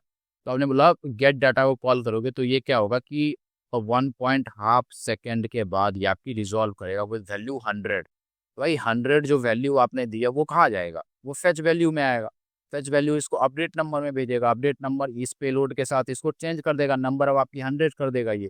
भाई जब यहाँ पे बोला है store dot dispatch fetch number, कि भाई इसको फेच नंबर को डिस्पैच करो, और जो नंबर है उसको आप यहाँ पे प्रिंट कर दो। तो नंबर जब आप प्रिंट करोगे फेच वगैरह कराने के बाद, तो नंबर आपका क्या हो जाएगा, तो 100 होना चाहिए। फिर यहाँ देखो यार इसने 10 कैसे सही बोला, तो क्वेश्चन फिर से पढ़ते हैं जो स्टेटमेंट दिया है। What is the logged to the console immediately, keyword पे गौर करो, immediately after dispatching the action, भाई वेट करना पड़ेगा 1.5 सेकेंड। इमीडिएटली क्या बोल रहे हो, इमीडिएटली करने के बाद एक्सेस करोगे तो ये तो 10 ही रहेगा ना। 1.5 सेकेंड के बाद कहीं जाके रिजॉल्व होगा, फिर वो अपडेट करेगा। तो डेट्स वाई वैल्यू 10 की 10 ही रह गई यहाँ पे। तो कंफ्यूज मत होना, कीवर्ड देख लो इमीडिएटली करके, ठीक है। एंड अब आप बोलोगे कि ठीक है जी, तो 10 दैट्स वाई इमीडिएटली उसने बोला कि डिस्पैच एक्शन के इमीडिएटली आपने करा तो क्या आएगा। खैर, consider the below flask SSC implementation, और यहाँ पे फ्लास्क और आपने इंपोर्ट करा है, ये जो फ्लास्क रिस्पॉन्स करी। गौर करो एसएसई की बात करी है आपने, ठीक है। एंड आई होप एसएसई से आप अवेयर हो कि ये यूनिडायरेक्शनल होती है, ये स्ट्रीम्स में डाटा भेज रही है। यूनिडायरेक्शनल स्ट्रीम में डाटा आपकी ये स्ट्रीम कर रही है, जैसे रेडियो से आपको डाटा मिला, रेडियो को आपने ऑन करा, डाटा आपको मिलता जा रहा है, कंटिन्यूअसली भेजे जा रही है। सर्वर से क्लाइंट तक डाटा भेजती है। तो ये सारी चीजें अगर आपको याद है तो आप देख कर लोगे क्वेश्चन। खैर, इवेंट स्ट्रीम करा और 5 इसने बोला, और लाइक 1-1 सेकेंड यहाँ पे स्लीप होके ये यहाँ पे आप इल्ड करवा रहे हो, ठीक है। Time dot sleep 1 second. और ये आई होप आपको पता हो, जो आपकी इल्ड कीवर्ड होती है वो काम कैसे करती है, ठीक है। तो आप यहाँ पे टोटल इल्ड आपने बोला है, तो 5 मैसेज जाएंगे, ये लूप चलेगा और फिर 1 सेकेंड वेट करेगा, फिर 5 जाएगा, फिर ठीक है। तो क्लाइंट जो है वो 5 मैसेज ले रहा है, एंड मतलब 5 मैसेज ले रहा है और हर बार आप एक एक स्लीप करवा रहे हो। अच्छा, ये चला और स्लीप होगा, मतलब कहने का मतलब यही है कि वो 5 मैसेज लेगा और एक मैसेज आप बोल सकते हो 1 सेकेंड ले, मतलब 1 सेकेंड वेट करा करा के भेजे, और ये लूप 5 बार चलेगा। तो 5 मैसेज लेगा 1-1 सेकेंड वेट करके। फिर आपने बोला एसएससी यहाँ पे डिफाइन करे, सिंपल इवेंट करके राउट है और कुछ नहीं है, कुछ खास मत समझना इसको भी डेकोरेटर देखिए क्या, सिंपल राउट है। इसको कॉल करेंगे तो एसएससी कॉल होगा, एसएससी कॉल होगा तो इवेंट स्ट्रीम नाम के फंक्शन को कॉल करेगा। मिन टाइप में टेक्स्ट आपने दे रखा है, टेक्स्ट आपकी है। फिर अब देखो कोड ही है, कोड देख के मत डरना, इजी है कोड। टेम्पलेट डिफाइन करा, उसमें बोला भाई मैसेज यहाँ पे दिखाना है, ठीक है। लूप लगाया मैसेजेस के ऊपर और की में मैसेज दिया। एंड द पॉइंट इज, ये मैसेजेस है क्या, तो नीचे आता है स्क्रिप्ट में आपने डाटा डिफाइन करा है, रिएक्टिव होगा ये, और मैसेज में आपने एम्प्टी अरे दिए। माउंटेड आपने बोला कि जैसे ही माउंटेड, मतलब जो आपकी डोम है वो माउंटेड हो जाए, जैसे माउंटेड लाइफ साइकिल हुक चले, तो क्या करो भाई, न्यू इवेंट सोर्स को कॉल करो। ये मैंने एक्सप्लेन करा था अपने लेक्चर में कि न्यू इवेंट सोर्स करके ये आप इसको कॉल क्यों करते हो, ठीक है। आपने इसको कॉल करा, आपने बोला भाई यहाँ से इवेंट चाहिए, और ये जो है ना /500, आई मीन टू से 500 के बाद ये जो स्लैश इवेंट्स करके जो एंड पॉइंट्स है, तो ये किसको कॉल करेगा, इसको कॉल करेगा। तो ये कॉल होगा, इवेंट स्ट्रीम कॉल होगा, और फिर जो टेक्स्ट बैक्स दे रहा है वो कॉल होगा। तो आपने बोला event source dot on message, that's the reason क्यों हम इसका ऑब्जेक्ट बनाते हैं जब हमें एसएससी के मैसेज को हैंडल करना होता है। Event source, new event source करके हमने ऑब्जेक्ट इंस्टेंस इसीलिए बनाया क्योंकि ये आपको ऑन मैसेज टाइप की फीचर्स वगैरह अवेलेबल करवा देता है। तो हमने बोला ऑन मैसेज, मैसेज आए ना तो ये इवेंट में उस मैसेज को लेना जो इवेंट आपने दी होगी। जैसे यहाँ जो मैसेज आप डालोगे कि जी 5 मैसेज आपने डालिए, एक सेकंड वेट करके, और आप उसको डालते जाना दिस डॉट मैसेज, इस पर्टिकुलर मैसेज में इवेंट डॉट डाटा को एक एक करके डालो। और भाई इसी मैसेज के ऊपर आपने लूप लगाया है, और फिर एक एक करके मैसेज यहाँ पे आपने दिखा रखी है, ठीक है। खैर, तो व्हाट विल हैपन जब बंदा यूजर ओपन दिस, बंदा पेज ओपन करेगा तो क्या होगा यहाँ पे, तो क्लाइंट विल रिसीव 5 मैसेजेस, तो उसको 5 मैसेजेस मिलने वाले हैं, 1 पर सेकेंड। बिल्कुल, आपने इसको कॉल करा, मैसेज के लिए वेट करा, मैसेज कहाँ से आएगा भाई, राउट से आएगा। राउट कौन सी, तो राउट आपकी ये स्लैश इवेंट, ठीक है। और ये क्या रिटर्न कर रहा है, इवेंट टाइप एक फंक्शन मेथड रिटर्न कर रहा है, और ये 1-1 सेकेंड वेट करके 5 मैसेज भेज रहा है। डेट्स आपकी पहली ऑप्शन जो है 200% करेक्ट हो जाती है, ठीक है। तो ये हो गई, तो ये क्वेश्चन भी हो गई। चलिए अपन लोग चलते हैं नेक्स्ट क्वेश्चन पे। इस पर्टिकुलर आई मीन टू से ऑप्शन में मुझे नहीं लगता, मुझे बताना पड़ेगा ये इंस्टेंटली क्यों गलत है। इंस्टेंटली हो जाता अगर यहाँ पे आप 1-1 सेकेंड का स्लीप नहीं देते ना, तो हो सकता था। Client not receive any message due to कॉस्ट, भाई कॉस्ट का इशू यहाँ का आपने क्या बोल रहे हो आप, ये मतलब गलत है ना। कैसे आप यहाँ पे कॉस्ट इंट्रोड्यूस करें, यहाँ पे बोला सर्वर क्रैश हो जाएगा कि ये फ्लास्ट हैंडल नहीं कर रहा है एसएससी को, क्लास सक्सेसफुली हैंडल कर रहा है इसको, ठीक है। तो कोई क्रैश वगैरह नहीं होना। नेक्स्ट क्वेश्चन पे चलते हैं अब हम। तो यहाँ पे आपने बोला consider the following Flask application server dot P H T M L file लिखा है, एंड उसको मैं कंसीडर कनेक्ट करेंगे। तो वही इसकी आपने एप्लीकेशन डिफाइन करी, एक राउट डिफाइन करा, एंड पॉइंट एपीआई /so1, और आप इस राउट पे आओगे तो क्या होगा, ये कॉल होगा और ये 15 सेकंड के लिए स्लीप हो जाएगा। ठीक है, फिर ये क्या रिटर्न कर रहा है भाई, ये सबसे पहले तो आपकी रिस्पॉन्स फ्रॉम स्लो एपीआई 1 जो टेक्स्ट है वो रिटर्न कर रहा है स्ट्रिंग में, फिर स्टेटस कोड रिटर्न कर रहा है, फिर एक्सेस कंट्रोल अलाउ ओरिजिन इसने यूनिवर्सल दे रखा है स्टार की, भाई सारे अलाउड हैं, कोई भी इसके ऊपर जो है वो रिक्वेस्ट रिस्पॉन्स की चीजें कर सकता है। ये पूरा पढ़ना था ना, तो ये आपको ये यहाँ पे सबसे इंपॉर्टेंट था देखना, और ये जो कोड है एंड फिर आप इसके ऊपर आओगे, अब ये 25 सेकंड के लिए वेट कराएगा आपको, और इसने भी सबको अलाउड कर रखा है। On the top of that अब नीचे आओ और देखो रन करा आपने, देखो अब बोलोगे ठीक है फ्लास्क तो बाय डिफॉल्ट एसिंक्रोनसली रन करती है, दोनों को रन कर लेगी क्या, इसलिए नहीं कर पाएगी क्योंकि आपने थ्रेड में फॉल्स दिया, थ्रेड ट्रू होता तब तो दोनों रन होता ना। अब अगर आपने इसको कॉल करा तो ये 15 सेकंड वेट करेगा फिर जाके इसको कॉल करेगा। ठीक है, तो आपने बोला इंडेक्स डॉट एचटीएमएल फाइल है, टाइटल दिया आपने, यहाँ पे क्या दिया आप, तो आपने बोला है फ्लास्क फेच एग्जाम्पल और फेचिंग एपीआई डाटा आपने बोला है। स्क्रिप्ट में आपने बोला है पहले API slash show one call करो फिर शो टू कॉल करो। ठीक है, और जैसे जो डाटा आ रहा है उसको आपने जेसन में बंद करा, और फिर यहाँ से जो वो डाटा आ रहा है एपीआई वन का रिस्पॉन्स, जो रिस्पॉन्स आ रहा है वो response from API slow one, ये जो भी चीज़ है स्टेटस कोड, और फिर ये दोनों को आपने यहाँ पे यूज कर लिया। ठीक है, सही तो है, क्या इशू है। एंड क्वेश्चन में बोला कि भाई बात ये एक बात बताओ कि क्लाइंट ने रन करा यहाँ पे दो रिक्वेस्ट भेजे, एक डेटा स्लैश ऐप वन, ठीक है data slash app one, data slash apple sorry जी, एंड दूसरा डेटा स्लैश ऑरेंज बोला है, और दोनों की दोनों उसने भेजी है, I mean to say within 50 second भेजी है। तो एब्सोल्यूट डिफरेंस यहाँ पे क्या होगा, उसकी लेटेंसी। ठीक है, इसमें बोला डेटा स्लैश एप्पल, ऐसा कौन सा राउट डिफाइन है स्लैश डेटा करके, तो ठीक है मान के चलते हैं कि हम ये ज्यूम ही अब कर सकते हैं कि ये एपीआई स्लैश सो वन एक ये स्लैश टू टू, दो को इसने कॉल करा विद इन 50 सेकंड, दोनों को कॉल करा। अब आप बोलोगे आप कैसे ज्यूम कर रहे हैं यहाँ पे, तो और कर भी क्या सकते हैं, आप भी ऐसे ही करना, एल्स अगर गलत है तो मार्क्स तो ऐसे ही आपको दे देते हैं। ठीक है, तो जी 50 सेकेंड्स के अंदर में, तो पहली और दूसरे के बीच डिफरेंस, तो देखो पहला आप करोगे तो वो कितना सेकेंड वेट करेगा भाई 15 सेकेंड्स, ठीक है, और दूसरा आपका 25 सेकेंड, तो ये कितना हो गया 40 सेकेंड्स टोटल लगा इसको। ठीक है, और इसने बोला 50 सेकेंड्स के अंदर भेजा तो लेटेंसी उसकी कितनी हो गई, तो लेटेंसी की आप बात करोगे पहले रिक्वेस्ट ने 40 सेकेंड लिया, दूसरे ने आपकी 25 सेकेंड्स ले ली। ठीक है, तो फिर यहाँ तो पहले ने कितना लिया 15 सेकेंड, और 15 सेकेंड के बाद दूसरा कॉल हुआ तो दूसरे ने 40 ले लिया।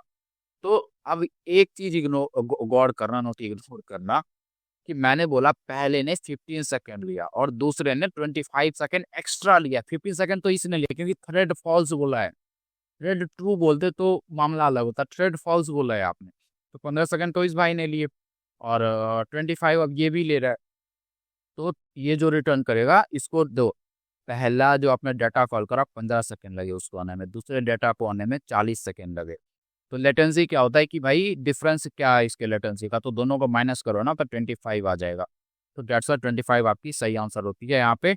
तो रिक्वेस्ट वन ने 15 सेकंड लिया, फिर रिक्वेस्ट टू लेगा उस ऑन द 15 सेकंड के बाद ये चलेगा, तो 25 सेकंड इसको और चाहिए, क्यों, क्योंकि थ्रेड फॉल्स है, तो ये पूरा लेगा, फिर उसके बाद ये 25 तो 40 सेकंड, तो दोनों के बीच लेटेंसी कितनी आई, घटाएंगे तो 25 आनी चाहिए थी। एंड यार मुझे नहीं पता यार जीरो आंसर क्यों करेक्ट बोला है यार लिटरली। ठीक है, और ये भी देखो ना यहाँ पे भी सर मुझे तो लगता है फ्री के मार्क्स स्टूडेंट्स को इसमें मिल गए होंगे जो भी यहाँ दे रखा है। तो अब अपन लोग चलते आगे, और इसमें अगर आपको लगता है कि ये जो मैंने 20 जीरो बोला है जीरो हो सकता है तो प्लीज़ बताओ कैसे हो सकता है, मैं भी कुछ नया सीखूं, बेहतर होगा, हो सकता है मैं गलत हो सकता हूँ, बट मेरे अकॉर्डिंग तो 25 आना चाहिए था यहाँ पे। तो नेक्स्ट क्वेश्चन की तरफ अब अपन लोग चलते हैं। तो जी ये काफ़ी छोटी सी दो स्निपेट दे रखी है, और यहाँ पे इसने ऐप वन ऐप टू को माउंट करा है, और डाटा में वैल्यू डिफाइन करी है वैल्यू वन और वैल्यू टू, वैल्यू वन में व्यू जेएस यहाँ फ्रंट एंड, और वैल्यू थ्री में जावा स्क्रिप्ट। और बोला क्या इंपॉर्टेंट है देखना, और इसने बोला कि भाई इंडेक्स डॉट एचटीएमएल में पहले डिव ऐप टू है, पहले भाई ऐप टू की बात हो रही है, और उसमें वैल्यू वन है और वैल्यू थ्री है, दो चीजें डिफाइंड है। फिर मैं बोल रहा हूँ इसमें वैल्यू 1 वैल्यू 2 था, इसमें वैल्यू 3 था ऐप 2 में। एंड फिर आपकी ऐप 1 आई और कहीं जाके इसके अंदर वैल्यू 2 दिया आपने, किसमें? ऐप 1 में फिर जाके आपने कहीं पे वैल्यू 2 दे दिया, ठीक। एंड फिर आपने इसमें मतलब ये दिया है आपने वैल्यू 2। फिर आपने स्क्रिप्ट डॉट जेसन बोला और बताओ कि क्या रेंडर होगा ब्राउज़र पे। तो एक बात बताओ, पहले कौन माउंट होगा? ऐप 2। बिल्कुल पहले यही माउंट होगा। तो ऐप 2 माउंट होगा तो आपको वैल्यू 3 दे देगा, तो पहले तो जावास्क्रिप्ट मोर और लेस आपका आना चाहिए। फिर उसके अंदर नेस्टेड है ऐप 1।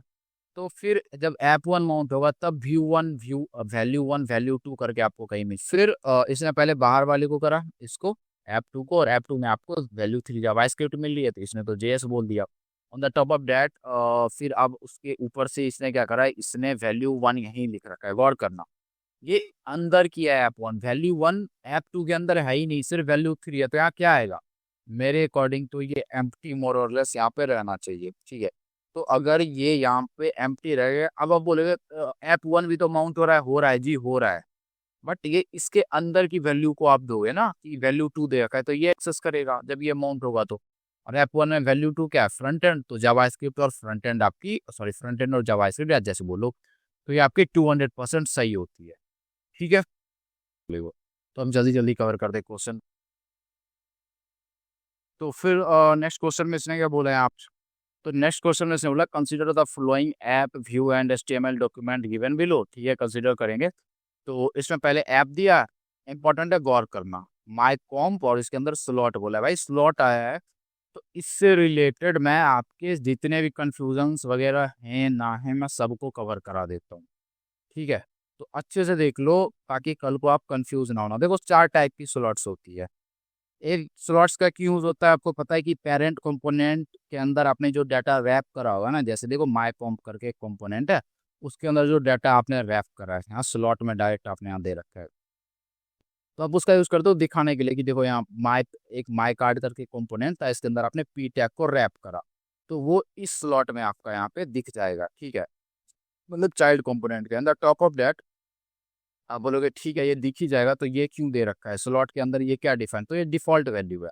अगर यहाँ से कुछ नहीं आया ना तो फिर ये वो इसको मतलब दिखा देगा, पहली चीज। फिर डिफॉल्ट स्लॉट की चीज, नेम्ड स्लॉट में क्या होता है कि भाई यहाँ जब आप स्लॉट डिफाइन करते हो ना, तो ये देखो ये मॉडर्न तरीका है। सबसे पहले तो टेम्पलेट लेते हो, देखो आपने माई कार्ड लिया होगा कंपोनेंट, उसके अंदर मल्टीपल टेम्पलेट्स में डाटा डिफाइन करते हो, उसको नेम देते हैं। तो कैसे नेम देते हैं? तो अभी नए वाले वर्जन में हैशटैग हेडर दे दो तो उसका नेम ही हो जाता है। हम लोग ऐसे देते हैं जैसा मैंने कोड आपको दिखाया, क्योंकि आप व्यू 2 का यूज कर रहे हो, आपके मतलब सिलेबस में यूज हुआ है, तो आप देते हो स्लॉट इक्वल टू हेडर। तो अब ये हेडर का स्लॉट हो चुका है, ठीक है। और यहाँ से जो भी भेजोगे वो जाके यहाँ दिखेगा। तो और कुछ नहीं आपने भेजा हो तो ये डिफॉल्ट हेडर दिख जाएगा। खैर, तो हम ऐसे इसको नेम देते हैं। अब इस नेम को यहाँ कैसे दिखाते हो? जैसे ऊपर स्लॉट दिखाता ना, वैसे स्लॉट और उसमें नेम इक्वल टू हेडर बोल दो, तो हेडर का स्लॉट दिखाएगा, जाहिर सी बात है, बिल्कुल। एंड देयर आफ्टर, तो नेम्ड स्लॉट आप समझ रहे हो, आई नो आपको पता है। देयर आफ्टर दो, ये दो बहुत इंपॉर्टेंट है, हालांकि क्वेश्चंस कम आते हैं बट देख लो बहुत। डिफॉल्ट स्कोप्ड स्लॉट, तो यहाँ देखो आपने यहाँ पे डिफॉल्ट स्कोप स्लॉट में स्लॉट लिया है पहले, तो ये देखो हेलो आपने एक, और इसका जनरली यूज करते हैं, देखो चाइल्ड से पेरेंट में डाटा, मतलब पेरेंट से चाइल्ड में आ रहा है, ठीक है, चाइल्ड से पेरेंट में भी डाटा भेज सकते हैं। तो देखो यहाँ पे हम डायरेक्ट स्लॉट लेते थे, उसमें नेम वगैरह लेते थे, और ये इसमें कोई नेम नहीं देते। हाँ नेम भी दे सकते हैं, उसके ऊपर मैं आऊंगा। अभी सिर्फ डिफॉल्ट स्कोप्ड स्लॉट को देखो, कौन सा स्लॉट? स्कोप्ड, ठीक है।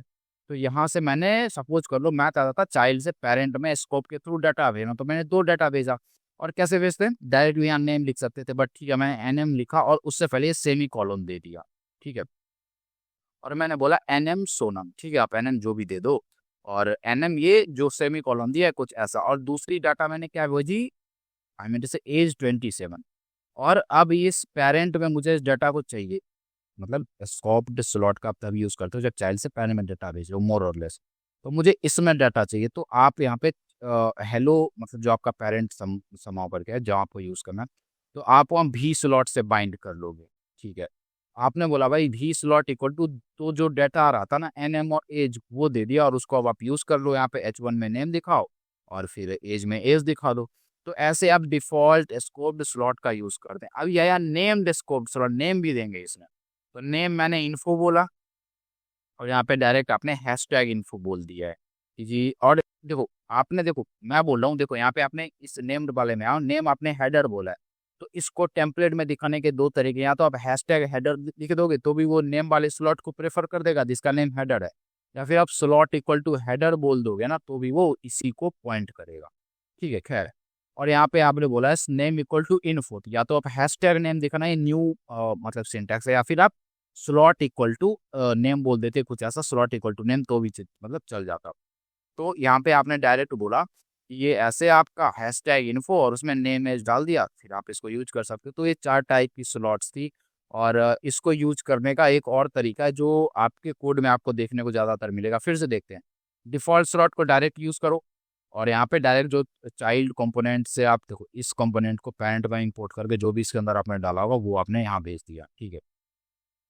And thereafter named slot में, नेम्ड स्लॉट जो आपकी होती है टेम्पलेट में, आपने हैशटैग नेम दिया या फिर slot equal to hashtag x दिया इसका नेम, या फिर स्लॉट इक्वल टू एक्स इसका, जैसे डिफाइन करो, दोनों में से एक तरीका। जनरली आपके कोड में लेगेसी टाइप मतलब पुरानी वर्जन यूज हुई है तो ये तरीका होगा। और फिर यूज कैसे करेंगे, तो slot name equal to x जहाँ डिफाइन करना है करो, और फिर डिफॉल्ट स्लॉट आया आपका। और डिफॉल्ट स्लॉट में आपका क्या होगा, डिफॉल्ट स्लॉट में आपका, आपने यहाँ पे स्लॉट स्कोप करके देखो, यहाँ पे आपने वी स्लॉट डाला है। ठीक है, वी स्लॉट में आपने डाटा को रिसीव करा और यहाँ पे ये चीज़ें हैं। और जब मैं बोल रहा हूँ डिफ़ॉल्ट स्लॉट पिछली वाली, जैसे यहाँ से डायरेक्ट आपने भेजी थी चाइल्ड से, मैं बोल रहा हूँ डिफ़ॉल्ट स्लॉट चाइल्ड टेम्पलेट से आपने यहाँ पे एक डाटा भेजा फू, और उसके अंदर टेक्स्ट बार करके सम कुछ डाटा होगा। क्योंकि अगर स्ट्रिंग होता, देखो स्ट्रिंग होता तो क्या होता, अगर ये स्ट्रिंग होता ना तो पहले तो डबल कोट्स पढ़ते, बाहर वाले पढ़ते ही पढ़ते, और फिर सिंगल कोट्स में आप डाटा, जैसे सोनम के राउंड सिंगल कोट्स है फिर डबल कोट्स है, ये कोई डाटा डिफाइन करा होगा आपने डाटा वगैरह के अंदर, तो ये वो है। तो आपने इसको भेजा और फिर आपको इसको पेरेंट लीगेसी वाले में, मतलब आप इसको यूज करना चाहते हो, तो आप ऐसे स्लॉट स्कोप और फू का यूज करो तो आपका काम हो जाएगा। जैसे आपने यहाँ से ये दो डाटा भेजा था, और या तो भी स्लॉट में आप इसके अंदर ले लो, या फिर स्लॉट स्कोप में आप इस डाटा फू कीवर्ड से भेज रहे हो ना, तो आप ऐसे भी इसको ले सकते हो। और फिर नेम्ड स्लॉट की बात आई, तो नेम्ड स्कोप्ड स्लॉट, तो पहले तो नेम, तो जैसे हम स्लॉट इक्वल टू एक्स करके यहाँ लेते थे वो, और फिर स्लॉट स्कोप, और जो डाटाबेस है फू करके जो अपने डाटाबेस है फू का जो नेम है वो आपका यहाँ पे हो गया। डायनेमिक स्लॉट होती है तो आप डायरेक्ट यहाँ पे इसका ऐसे यूज करते हो भी स्लॉट के साथ बाइंड करके। तो ये 3-4 चीजें थी। एटलीस्ट आप एक टेबल भी देख लो, मतलब मॉडर्न वाला जो दे रखा है ये दे रखा है, मॉडर्न वाले को इग्नोर करना, लीगेसी वाली चाइल्ड टेम्पलेट और ये देख लेना, ये तो देख लो, आपके स्कोप के ज्यादातर क्वेश्चंस हो जाएंगे। खैर, अब अपन लोग क्वेश्चन पे आते हैं। क्वेश्चन ये है कि भाई आईडीएफ है और माई कॉम्प करके कंपोनेंट है, उसमें 2 स्लॉट आपने गौर करना, 2 स्लॉट भेजा है, और कोई नेम्ड स्लॉट नहीं है, कोई स्कोप्ड स्लॉट नहीं है, सिंपल सा स्लॉट है ये। ठीक है, बिल्कुल है। तो माई कंपोनेंट है, डिव के अंदर आपने यहाँ पे स्लॉट यहाँ पे इसको दे रखा है। एंड द पॉइंट इज आपने डिव के अंदर दे रखा है और माई कंपोनेंट को व्यू में रजिस्टर कर रखा है। तो भाई यहाँ पे देखो स्लॉट को यहाँ पे ऑलरेडी था, तो आपने इसको फिर से दोबारा डिफाइन करा, और दोबारा डिफाइन करोगे, एक स्लॉट डिफाइन करोगे तो वो क्या देगा, hello front end hello Vue JS. फिर से दोबारा करा आपने तो फिर से दोबारा वो उसी को देखो, कंपोनेंट के अंदर आपने इसको डाला है और इसी को आपने यहाँ पे दिखा रखा है स्लॉट वगैरह के अंदर। तो एक को कॉल करोगे तो ये दोनों को शो करेगा ना, फिर से आपने स्लॉट दिखाया तो फिर से दोनों को दिखाएगा, तो क्या आएगा आपका, आई मीन से जो output, hello front end hello Vue JS, और फिर से hello front end hello Vue JS. बिल्कुल सही है particular option. And which of the next question, which of the following is correct usage of V for directive in Vue JS. तो भाई for loop का use करते हैं items के ऊपर आइटरेट करने के लिए। ठीक है, तो एरे बोलो आइटम्स फुल होना है तो आइटम्स के ऊपर आपने आइटरेट करा, और कैसे करते हैं, सिंटैक्स का होता है आइटम्स इन एरे। सही है, इसने ऑफ बोला है गलत है, एज बोला है गलत है, इसने फिर इन बोला है, और हो सकता है आइटम इंडेक्स दोनों आ रहा है, तो आपने दोनों को यहीं डी स्ट्रक्चर कर लिया, 2 ऑप्शन आएंगे ये दोनों। Next question, SPA single page application, इसके बेनिफिट क्या है, स्पेशली जब आप क्लाइंट साइड राउटिंग की बात करते हो ओवर सर्वर साइड राउटिंग।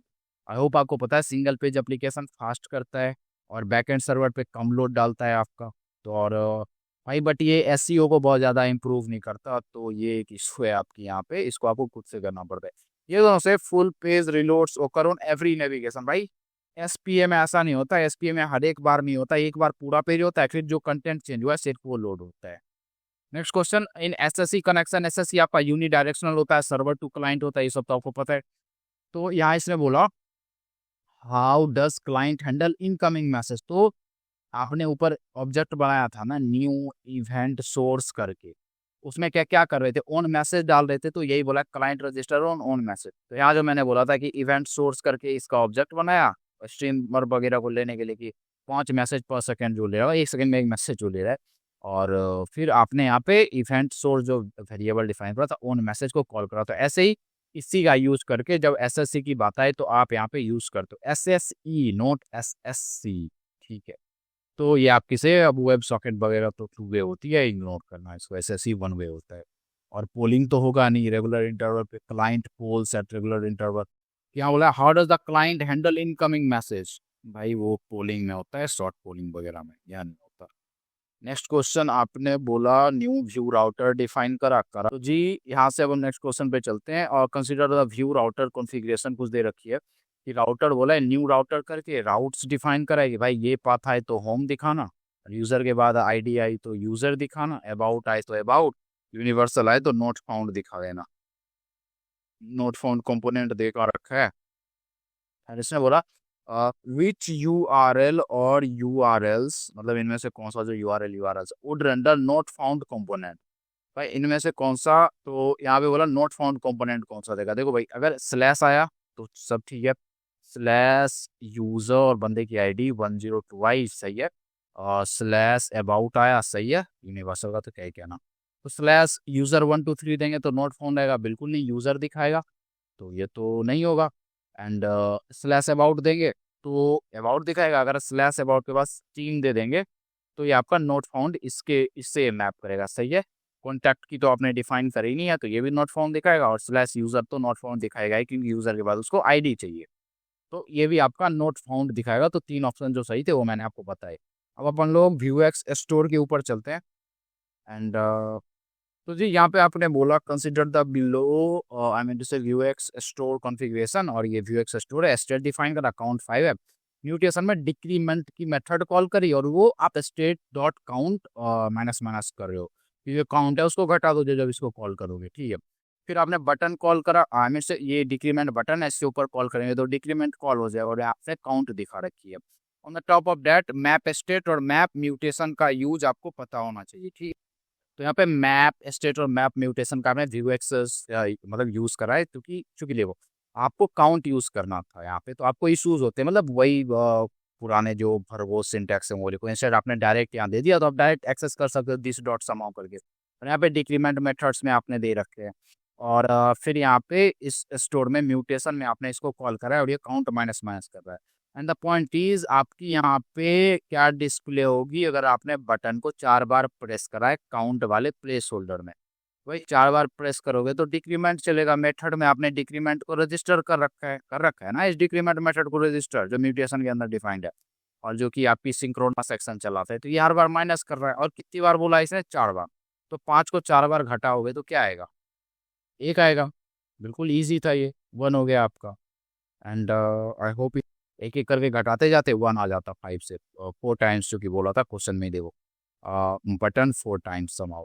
फिर बोला how many times will, next question है ये, शॉर्ट आंसर क्वेश्चन जो भी है, how many times rendered be logged in console, जब आप व्यू कंपोनेंट माउंट करोगे जो नीचे ये कंपोनेंट है, तो ये जो रेंडर है ये कितनी बार प्रिंट होगी, ठीक है ठीक है। देखते हैं, सबसे पहले आपने एक ऐप बनाया है और ऐप मतलब आईडी ऐप दी है, और कंप्यूटेड वैल्यू को यहाँ पे आपने आई मीन टू से डिव के अंदर डाल रखा है, डिस्प्ले कर रखा है, जो भी आप बोलोगे।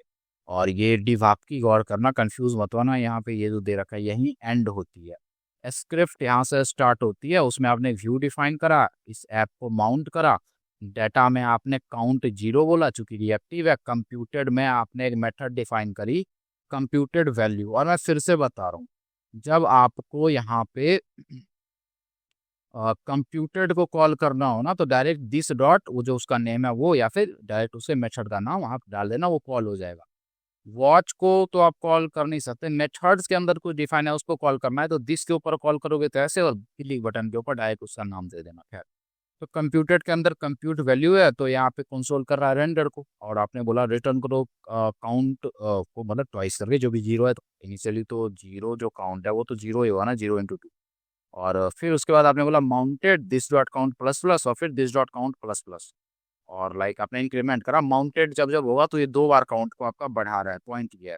एक बार माउंट करा तो ये इसने 2 इंक्रीमेंट करा उसको, और फिर इसको कॉल करेंगे, अलग सी बात है। तो यहाँ पे आपका बोला कि भाई कितने बार आपका ये रेंडर जो है वो चलेगा। तो यहाँ देखो, इसमें इस ब्लफ में मत पड़ना कि काउंट क्या दे रखा है, क्या फर्क पड़ता है क्या दे रखा है।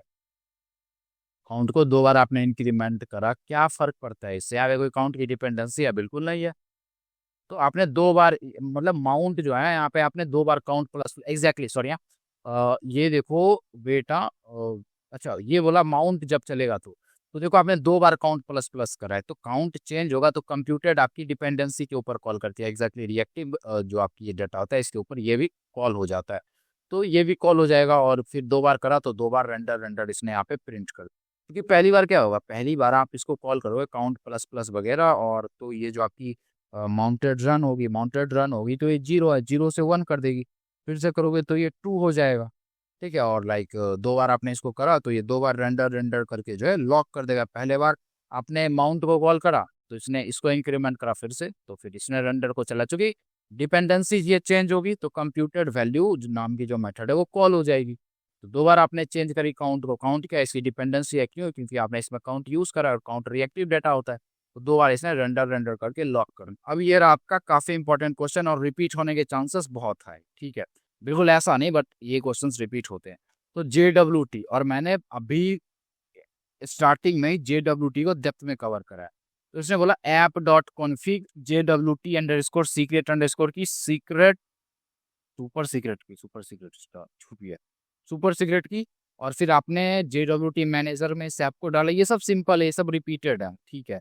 और रिपीटेड जो आपको जो एक्चुअली ध्यान देना है वो ये है कि स्लैश लॉगिन पे मेथड पोस्ट है यूजर नाम की डाटा, जब लॉगिन को कॉल करोगे इसके ऊपर तो भाई यूजर नाम की डाटा आएगी, और वो कॉल करेगी क्रिएट एक्सेस टोकन को, किसके साथ? आइडेंटिटी इक्वल टू यूजर, मतलब इस यूजर को हो सकता है क्रिएट एक्सेस टोकन कोई फंक्शन डिफाइंड हो, दिख तो नहीं रहा। तो वो आपने वो बोला है कि ये भाई इसको कॉल करोगे और जो भी एक्सेस टोकन होगा वो आप इसके अंदर देके जेसोनिफाई करके रिटर्न कर दोगे, तो ये समझ लिया आपने। फिर आपने बोला स्लैश प्रोटेक्टेड, और फिर आपने बोला मेथड्स गेट, यहाँ तक समझ आया। On the top of that, अब इंपॉर्टेंट क्या है, देखो ये मेथड कहीं डिफाइन नहीं कर रहा है क्रिएट एक्सेस टोकन, तो मान के चलो ये मेथड है जो कि टोकन दे रहा है। तो यहाँ पे इसने बोला JWT रिक्वायर्ड, भाई आप इस एंड पॉइंट पे आओगे ना स्लैश प्रोटेक्टेड, उस तो वो आप उसके थ्रू इसको एक्सेस करना चाहते हो, तो इसको एक्सेस करने से पहले JWT की वेरिफिकेशन बिल्कुल, आई मीन टू से कि वो बिल्कुल होनी चाहिए, वेरीफाइड होनी चाहिए आपकी एक्सेस टोकन वगैरह। ये तो JWT तो भाई वेरीफाइड होनी चाहिए, खैर। तो यहाँ पे आपने बोला कि गेट JWT आइडेंटिटी को कॉल कर लो, और करंट यूजर को आप कॉल करोगे तो ये आपको उसकी आइडेंटिटी दे देगी, क्योंकि आपने एक्सेस टोकन में आइडेंटिटी इक्वल टू यूजर दिया था, तो इसी यूजर का डिटेल आएगा, यूजर नेम स्टूडेंट है, रोल स्टूडेंट है, तो वो दे दिया। और आपने अब क्या बोला, आपने बोला कि भाई वो जो करंट यूजर आया है ना, देखो हमारे पास सिर्फ एक ही यूजर है, उसका रोल स्टूडेंट है। अगर उसका रोल एडमिन नहीं है, अगर रोल भाई का एडमिन नहीं है, तो उस केस में रिटर्न करो मैसेज फॉरबिडेन इनसफिशिएंट परमिशन, जो कि जाहिर सी बात है, रोल जो आपकी है एडमिन नहीं है, रोल स्टूडेंट है, ये तो आपके अकॉर्डिंग होना चाहिए। और जो इसमें स्टेटस कोड है वो 403 भेज दो। तो ये आपने किसकी बात कर ली, ये आपने इस प्रोटेक्टेड वाले की बात कर ली। बट अगर स्टूडेंट है तो आप हेलो उस बंदे का करंट नेम जो है वो वगैरह प्रिंट करवा दो, ठीक है। और इसी पर्टिकुलर आपने ऐप को रन करा, और इसी के ऊपर अब कई सारे इस क्वेश्चन में कि आपने प्रोटेक्टेड को रन करा, प्रोटेक्टेड चलेगा तो पहले तो वो ऑथेंटिकेट JWT को करेगा, ठीक है, फिर रोल चेक करेगा, ठीक है जी। और फिर आपने गेट मेथड कॉल करा, देन में जो रिस्पॉन्स आ रहा है रिस्पॉन्स और जेसन कर लिया, ठीक है। और इसी को रिटर्न करा, डाटा को यहाँ पे लिखा प्रोटेक्टेड राउट रिस्पॉन्स, और जो डाटा आ रहा है वो एल्स आपने एरर और वो डाटा डाला। तो भाई जब आप प्रोटेक्टेड के ऊपर जाओगे और रोल आपकी ये है नहीं, मतलब एडमिन है नहीं, तो वो आपका क्या देगा आउटपुट, यही देखना है। तो देखते हैं, सबसे पहला ऑप्शन इसने बोला the request will processed successfully, request successfully protest होगी, प्रोटेस्ट नहीं प्रोसेस्ड, और बोलेगी hello student will be return. भाई क्या कर रहे हो, देखो प्रोटेक्टेड को कॉल करा तो ये रोल एडमिन मांग रहा है नहीं ना आपके पास, तो कैसे आपने बोला हेलो स्टूडेंट आ जाएगा, इग्नोर करना। नेक्स्ट क्वेश्चन में आपने बोला the request will be fail with 401 unauthorized error. तो इशू उसमें क्या है कि आपको याद हो तो मैंने आपको बताया था हेडर होनी चाहिए, पेलोड होनी चाहिए, सिग्नेचर होनी चाहिए। ठीक है, तीन चीजें JWT में चाहिए। स्ट्रक्चर इसका ये रहा, ये ऑथोराइजेशन, बियरर टोकन कैसे असाइन करते हो। और इसमें क्या इशू है, सारी चीजें ठीक है, देखने से ठीक लग रही है, बट यहाँ एक इशू है कि जो आप स्लैश प्रोटेक्टेड कॉल करते हो ना, तो ये JWT रिक्वायर्ड कॉल करता है। इंपॉर्टेंट है JWT रिक्वायर्ड, और ये लॉगिन वाली अलग है, जैसा कि मैंने इससे पहले बोल दिया था कि इसी से ये मतलब मैप कर रहा है। नहीं, तो JWT रिक्वायर्ड कॉल कर रहा है। जब आप JWT रिक्वायर्ड कॉल करोगे तो उसको ऑथोराइजेशन हेडर चाहिए होता है। ठीक है, और अगर वो हेडर ना मिले तो वो इंपॉर्टेंट है, नोट कर लेना, तो वो 401 फॉरबिडन वाली एरर देता है। तो यहाँ पे अगर मैं जैसे जैसे मैं फ्लो में चल रहा था, उस मैं भी इसी को लगा देता, बट 401 फॉरबिडन एरर इसलिए होगा क्योंकि उसने बोला JWT ऑथेंटिकेशन रिक्वायर्ड। और जब JWT की बात करेंगे तो उसको ये तीन चीजें चाहिए, header, payload, signature. Header specially ठीक है, वो तो है नहीं, पेलोड तो ठीक है फिर भी देख लेंगे, हेडर चाहिए, मेटा डेटा, एल्गोरिथम टाइप्स वगैरह। और जो आप यहाँ पे इशूअर टोकन में हेड डालो, ये चीजें उसको चाहिए, बट वो चीजें यहाँ कहीं आपने दे नहीं रखी है। तो आपने, इसका मतलब ये हुआ कि आप ऑथोराइज्ड नहीं हो, तो 401 अनऑथोराइज्ड करके आपको यहाँ पे देखने को मिल जाएगा भाई कि 401 अनऑथोराइज्ड एरर। ठीक है, नेक्स्ट क्वेश्चन में फिर से अब गौर करना इंपॉर्टेंट। अब आप एक क्वेश्चन आप कर सकते थे भाई, ठीक है, आप बोल रहे हो यहाँ पे प्रोटेक्टेड, ठीक है, आपने आई मीन टू से गेट बोला, लेकिन एक बात बताओ, मैंने जो आपको एनिमेशन दिखाया था उसमें मैं गेट आप करोगे, मतलब आप यूजर हो समझ। तो जी काफी important question, const log in, और ये आपके टेम्पलेट में बोला you are not logged in. तो जी इस क्वेश्चन में आपको बोला क्या है कि इस क्वेश्चन में आपको सबसे पहले बोला consider the following view app with view router, जो नीचे दे रखा है आपका। और लॉगिन, तीन टेम्पलेट है, लॉगिन, प्रोफाइल, अनऑथराइज। लॉगिन में बोला है टेम्पलेट जो है उसमें लिखा है you are not logged in, profile में वेलकम टू प्रोफाइल, अनऑथराइज्ड में यू आर नॉट ऑथराइज्ड। तीन कंपोनेंट है और तीनों क्या क्या रिटर्न कर रहे हैं आप देख सकते हो। एंड देयर आफ्टर राउटर आपने डिफाइन करा, और इसमें डायरेक्ट हम जो राउट्स को अलग करते थे फिर इसमें रजिस्टर करते थे, आप डायरेक्ट कर दो स्लैश लॉगिन है, लॉगिन देखो, अनऑथराइज में ये प्रोफाइल में प्रोफाइल कंपोनेंट। फिर क्या आपने राउटर को यहाँ पे रजिस्टर करा, ठीक है, दो डाटा बनाया, दोनों डीएक्टिव हो गई, चूंकि डाटा के अंदर user role is authenticated false. अब देखो इज ऑथेंटिकेटेड क्या है, फॉल्स। और फिर आपने बोला क्रिएटेड हुक जब चले ना तो चेक करना this dot I mean to say check authentication method को कॉल करना। तो द पॉइंट इज क्या, जब क्रिएटेड हुक आपकी कॉल होती है तो आपके पास क्या होता है, API कॉल्स, इवेंट, बस सेटअप, डाटा ट्रांसफर, सारी चीजें मोर और लेस कॉल करा सकते हो, नो डाउट यहाँ पे। एंड फिर इसके बाद आपका ये पर्टिकुलर क्वेश्चन आपका यहाँ पे आ जाता है। ठीक है जी, कॉल तो करा लेंगे इसको, एंड देयर आफ्टर मेथड्स में चेक ऑथेंटिकेशन करके मेथड भी तो है, बिल्कुल है। और उसने क्या करा, टोकन उसने करा लोकल स्टोरेज से गेट, अगर लोकल स्टोरेज में होगी तो देखेंगे। और उसने टोकन को टोकन गॉट यहाँ प्रिंट कर दिया, और फिर उसने इज ऑथेंटिकेटेड को देखो डबल यहाँ पे आपने ये दिया है, डबल आई मीन से निगेशन सिंबल। तो अगर मैं आपको बोलूँ तो इससे क्या होता है, तो फिर इससे आपका यहाँ पे क्या होता है, तो इससे आप देखो ये होता है कि अगर आप एक बार निगेशन सिंबल बोलते हो ना, जैसे मैंने बोला यहाँ पे जैसे देखो मैंने एक बार बोला यहाँ पे ट्रू, तो ये तो ट्रू देगा, जाहिर सी बात है ट्रू देगा। बट इफ मैं एक निगेशन लगा दूं तो ये फॉल्स देगा, तो अब ये फॉल्स हो चुका है। और मैं अगर निगेशन फॉल्स बोलूं तो ये क्या देगा, तो भाई ये ट्रू देगा, समझ रहे हो, फॉल्स ट्रू, ट्रू से फॉल्स। एंड व्हाट इफ मैं बोलूं निगेशन ट्रू, तो इसने फॉल्स दिया, और यहीं पे मैं एक और निगेशन लगा दूं तो क्या ये फिर से ट्रू देगा, बिल्कुल देगा। आपने बोला निगेशन ट्रू, ये बोला तो क्या हो गया, वो फॉल्स हो गया। तो आप तो ऐसे ही बोल रहे हो ना निगेशन फॉल्स करके, तो उसने ट्रू दे दिया, तो ये समझना थोड़ा इंपॉर्टेंट था, डेट्स व्हाई मैंने इसको एक्सप्लेन करा।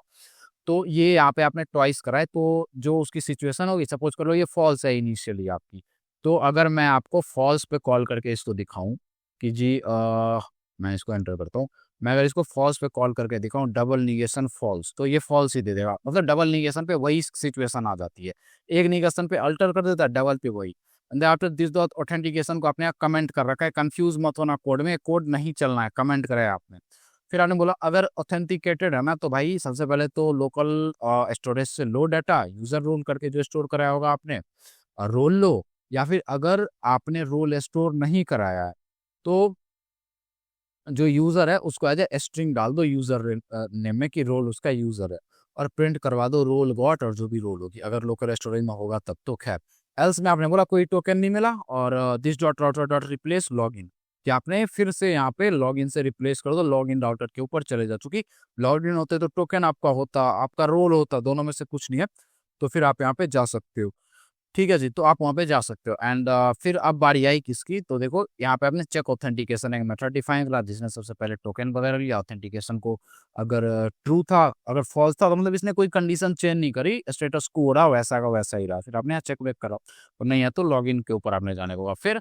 फिर आपने हैज एक्सेस नाम की एक यहाँ पे मेथड डिफाइन करी है।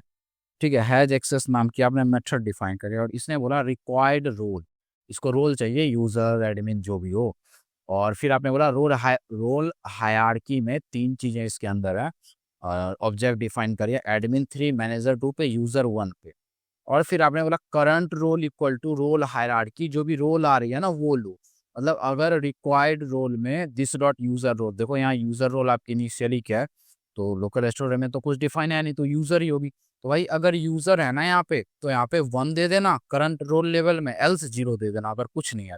अगर एडमिन होगी तो अगर आपको जो देखो रोल हायरार्की में गए, जो रोल आपको यूजर डॉट रोल जो अभी है एडमिन यूजर जो भी, सपोज कर लो यूजर है, तो उसकी वैल्यू आ जाएगी, यहाँ पे यूजर की वैल्यू 1 है तो 1 बोला आपने। फिर आपने बोला रिक्वायर्ड रोल लेवल, कि आपको अब क्या रिक्वायर्ड है, सपोज करो आपने एडमिन बोला है, तो रिक्वायर्ड रोल लेवल में आप एडमिन बोलोगे तो वो क्या देगा भाई, वो आपको 3 दे देगा। ठीक है, अगर कुछ नहीं आया यहाँ पे, आपने कुछ नहीं भेजा तो 0 देगा वो, और ये जो सिंबल होता है, और मतलब ऑपरेटर। फिर आपने दोनों को प्रिंट कर लिया कि this dot user role and this dot user role बोला, करंट रोल लेवल को नहीं करा है, दिस डॉट यूजर रोल जो भी होगा, और रिक्वायर्ड होगी भाई एडमिन यूजर था, यूजर से एडमिन बनना है या फिर वाइस वर्सा जो भी हो। और फिर आपने बोला कि अगर करंट रोल लेवल, सपोज कर लो करंट रोल लेवल 1 थी जो कि यूजर था, और आप उसको एडमिन बनाना चाहते हो, अगर ये ग्रेटर देन या इक्वल टू है ना रिक्वायर्ड रोल लेवल से जो कि 3 है, तो अगर ये ट्रू होगा तो ट्रू रिटर्न कर देगा, एल्स फॉल्स रिटर्न कर देगा। तो हैज एक्सेस का यही सीन है, ऐसे ही आप इसको यूज करते हो। अगर मतलब करंट रोल 1 है, 1 से 3 जाना है, तो ये बोल देगा हाँ हाँ इसको एक्सेस है, एल्स आपका ये ट्रू दे देगा कि करंट रोल आपकी ग्रेटर देन या इक्वल टू होनी चाहिए रिक्वायर्ड रोल से। सॉरी ये तो उल्टा हो गया मतलब ऐसा नहीं है, तो ये फॉल्स दे देगा कि एक्सेस नहीं है। कहने का मतलब ये है कि जो एडमिन होगा ना वो मैनेजर यूजर दोनों को एक्सेस कर सकता है, मैनेजर सिर्फ यूजर को कर सकता है, यूजर ना इसको दोनों में से किसी को नहीं कर सकता है, जो कि नहीं कर सकता है, क्योंकि करंट रोल आपका 1 आया जो कि आपकी छोटी मतलब छोटी वैल्यू होती है, हमें तो यहाँ बड़ी चाहिए, तो इसने फॉल्स दे दिया। तो क्रक्स इसका ये है कि एडमिन दोनों को एक्सेस कर सकता है, ये इसको, और ये किसी यूजर किसी को नहीं कर सकता। और फिर माउंटेड आपकी यहाँ पे हुक्स चली, और वहां पे आपने बोला दिस डॉट हैज एक्सेस, गौर करना, आपने बोला अगर this dot has access false आया ना, तो बोल दो हैज मैनेजर एक्सेस और रिप्लेस कर दो अनऑथोराइज्ड से। आपने क्या कॉल करा, जैसे ही ये कंपोनेंट माउंट होगा वैसे ही क्या चलेगा, ये चलेगा, हैज एक्सेस की मेथड कॉल होगी, इसमें रिक्वायर्ड रोल आपने क्या बोली, रिक्वायर्ड रोल मैनेजर बोली, करंट रोल क्या है भाई, यूजर है करंट रोल। तो यहाँ जो आप रिक्वायर्ड रोल मैनेजर बोलोगे तो मैनेजर की वैल्यू 2 होगी, और करंट रोल आपकी क्या ग्रेटर देन या इक्वल टू है रिक्वायर्ड रोल से जो कि मैनेजर 2 है, बिल्कुल नहीं है, तो ये क्या रिटर्न करेगा, फॉल्स। और आपने बोला है कि अगर ये ट्रू ना दे तो ये करना, बिल्कुल इसने फॉल्स रिटर्न करा, तो ये वाली चीजें चलेंगी आपकी, इफ लूप इफ कंडीशन का जो ब्लॉक है वो चलेगा। ये बोलेगा हैज मैनेजर एक्सेस और कंसोल करेगा, और उसके बाद अनऑथोराइज्ड के ऊपर आपका राउट कर देगा। भाई राउट तो कहीं डिफाइंड है नहीं, अच्छा एग्जैक्टली अनऑथोराइज्ड राउट डिफाइंड है, और उसमें आपने अनऑथोराइज्ड कंपोनेंट को दिखा रखा है जो कि प्रिंट कर देगा यू आर नॉट ऑथोराइज्ड। तो यहाँ 2 चीजें होंगी, पहली तो आपकी ये प्रिंट होगा, दूसरी यू आर नॉट ऑथोराइज्ड समाउ करके। एल्स अगर एक्सेस मिल जाता है, अगर एक्सेस मिल जाता है तो उस केस में बोल दो हैज यूजर रोल को एक्सेस और प्रोफाइल के ऊपर, और जब प्रोफाइल राउट के ऊपर जाएंगे तो इसने प्रोफाइल दे रखा है, प्रोफाइल प्रिंट कर रहा है वेलकम टू प्रोफाइल। ठीक है, तो अब बारी आई भाई क्वेश्चन की। क्वेश्चन ने बोला what will be rendered on browser if application is loaded on browser for first time, पहली बार वो लोड हुआ है। ठीक है, पहली बार वो लोड हुआ है, तो रेंडर क्या होगा, रेंडर तो रोल के अकॉर्डिंग हो रहा है, तो जब आप पहली बार उसको लोड करोगे तो लोकल स्टोरेज में क्या होगा, कुछ नहीं होगा। तो आपने दिस डॉट यूजर रोल में यूजर बोल दिया, मतलब यूजर की रोल यूजर है, ठीक है, तो रोल तो यूजर है, तो यूजर रोल है भाई, ठीक है, तो फिर माउंटेड चला होगा कहीं ना कहीं हुक।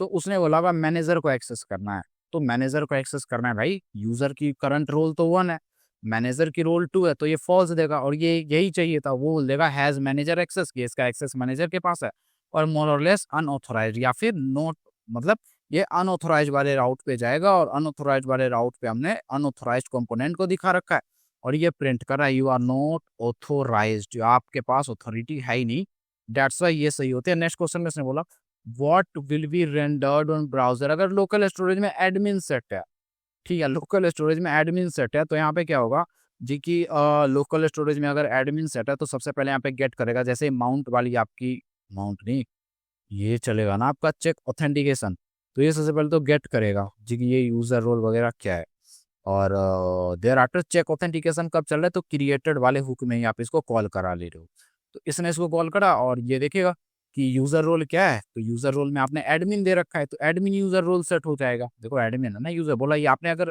मतलब इसको स्टोर कर रखा है तो एडमिन हो गया, भाई एडमिन हो गया तो हैज मतलब एक्सेस में मैनेजर जाएगा, और यहाँ जो आपकी रोल हायरार्की है एडमिन, तो करंट रोल लेवल क्या है एडमिन, एडमिन का 3 हो जाएगा, मैनेजर का 2 हो जाएगा, ये बोलेगा करंट रोल 3 ग्रेटर देन या इक्वल टू 2 है क्या, बोलेगा हाँ जी है, बिल्कुल सही बोल रहे हो आप, तो ये तो ट्रू हो गया, और जब ये ट्रू हो जाएगा तो ये नहीं चलेगा इफ वाला, क्योंकि इसने नॉट ट्रू को बोला है, तो एल्स चलेगा, एल्स में बोलेगा हैज दिस डॉट रोल, मतलब हैज, और this dot user role, user role में आपने क्या बोला एडमिन, तो हैज एडमिन एक्सेस, और प्रोफाइल वाली आपकी जो राउट है वो चलेगी, प्रोफाइल वाली राउट चलेगी, तो प्रोफाइल वाली कंपोनेंट को दिखाएगा, वो बोलेगा वेलकम टू प्रोफाइल, बिल्कुल स्वागत है आपका आपके प्रोफाइल पे, तो वेलकम टू प्रोफाइल, और इसी के साथ आपकी जो PYQ की थर्ड सेट है वो यहीं पे एंड होती है।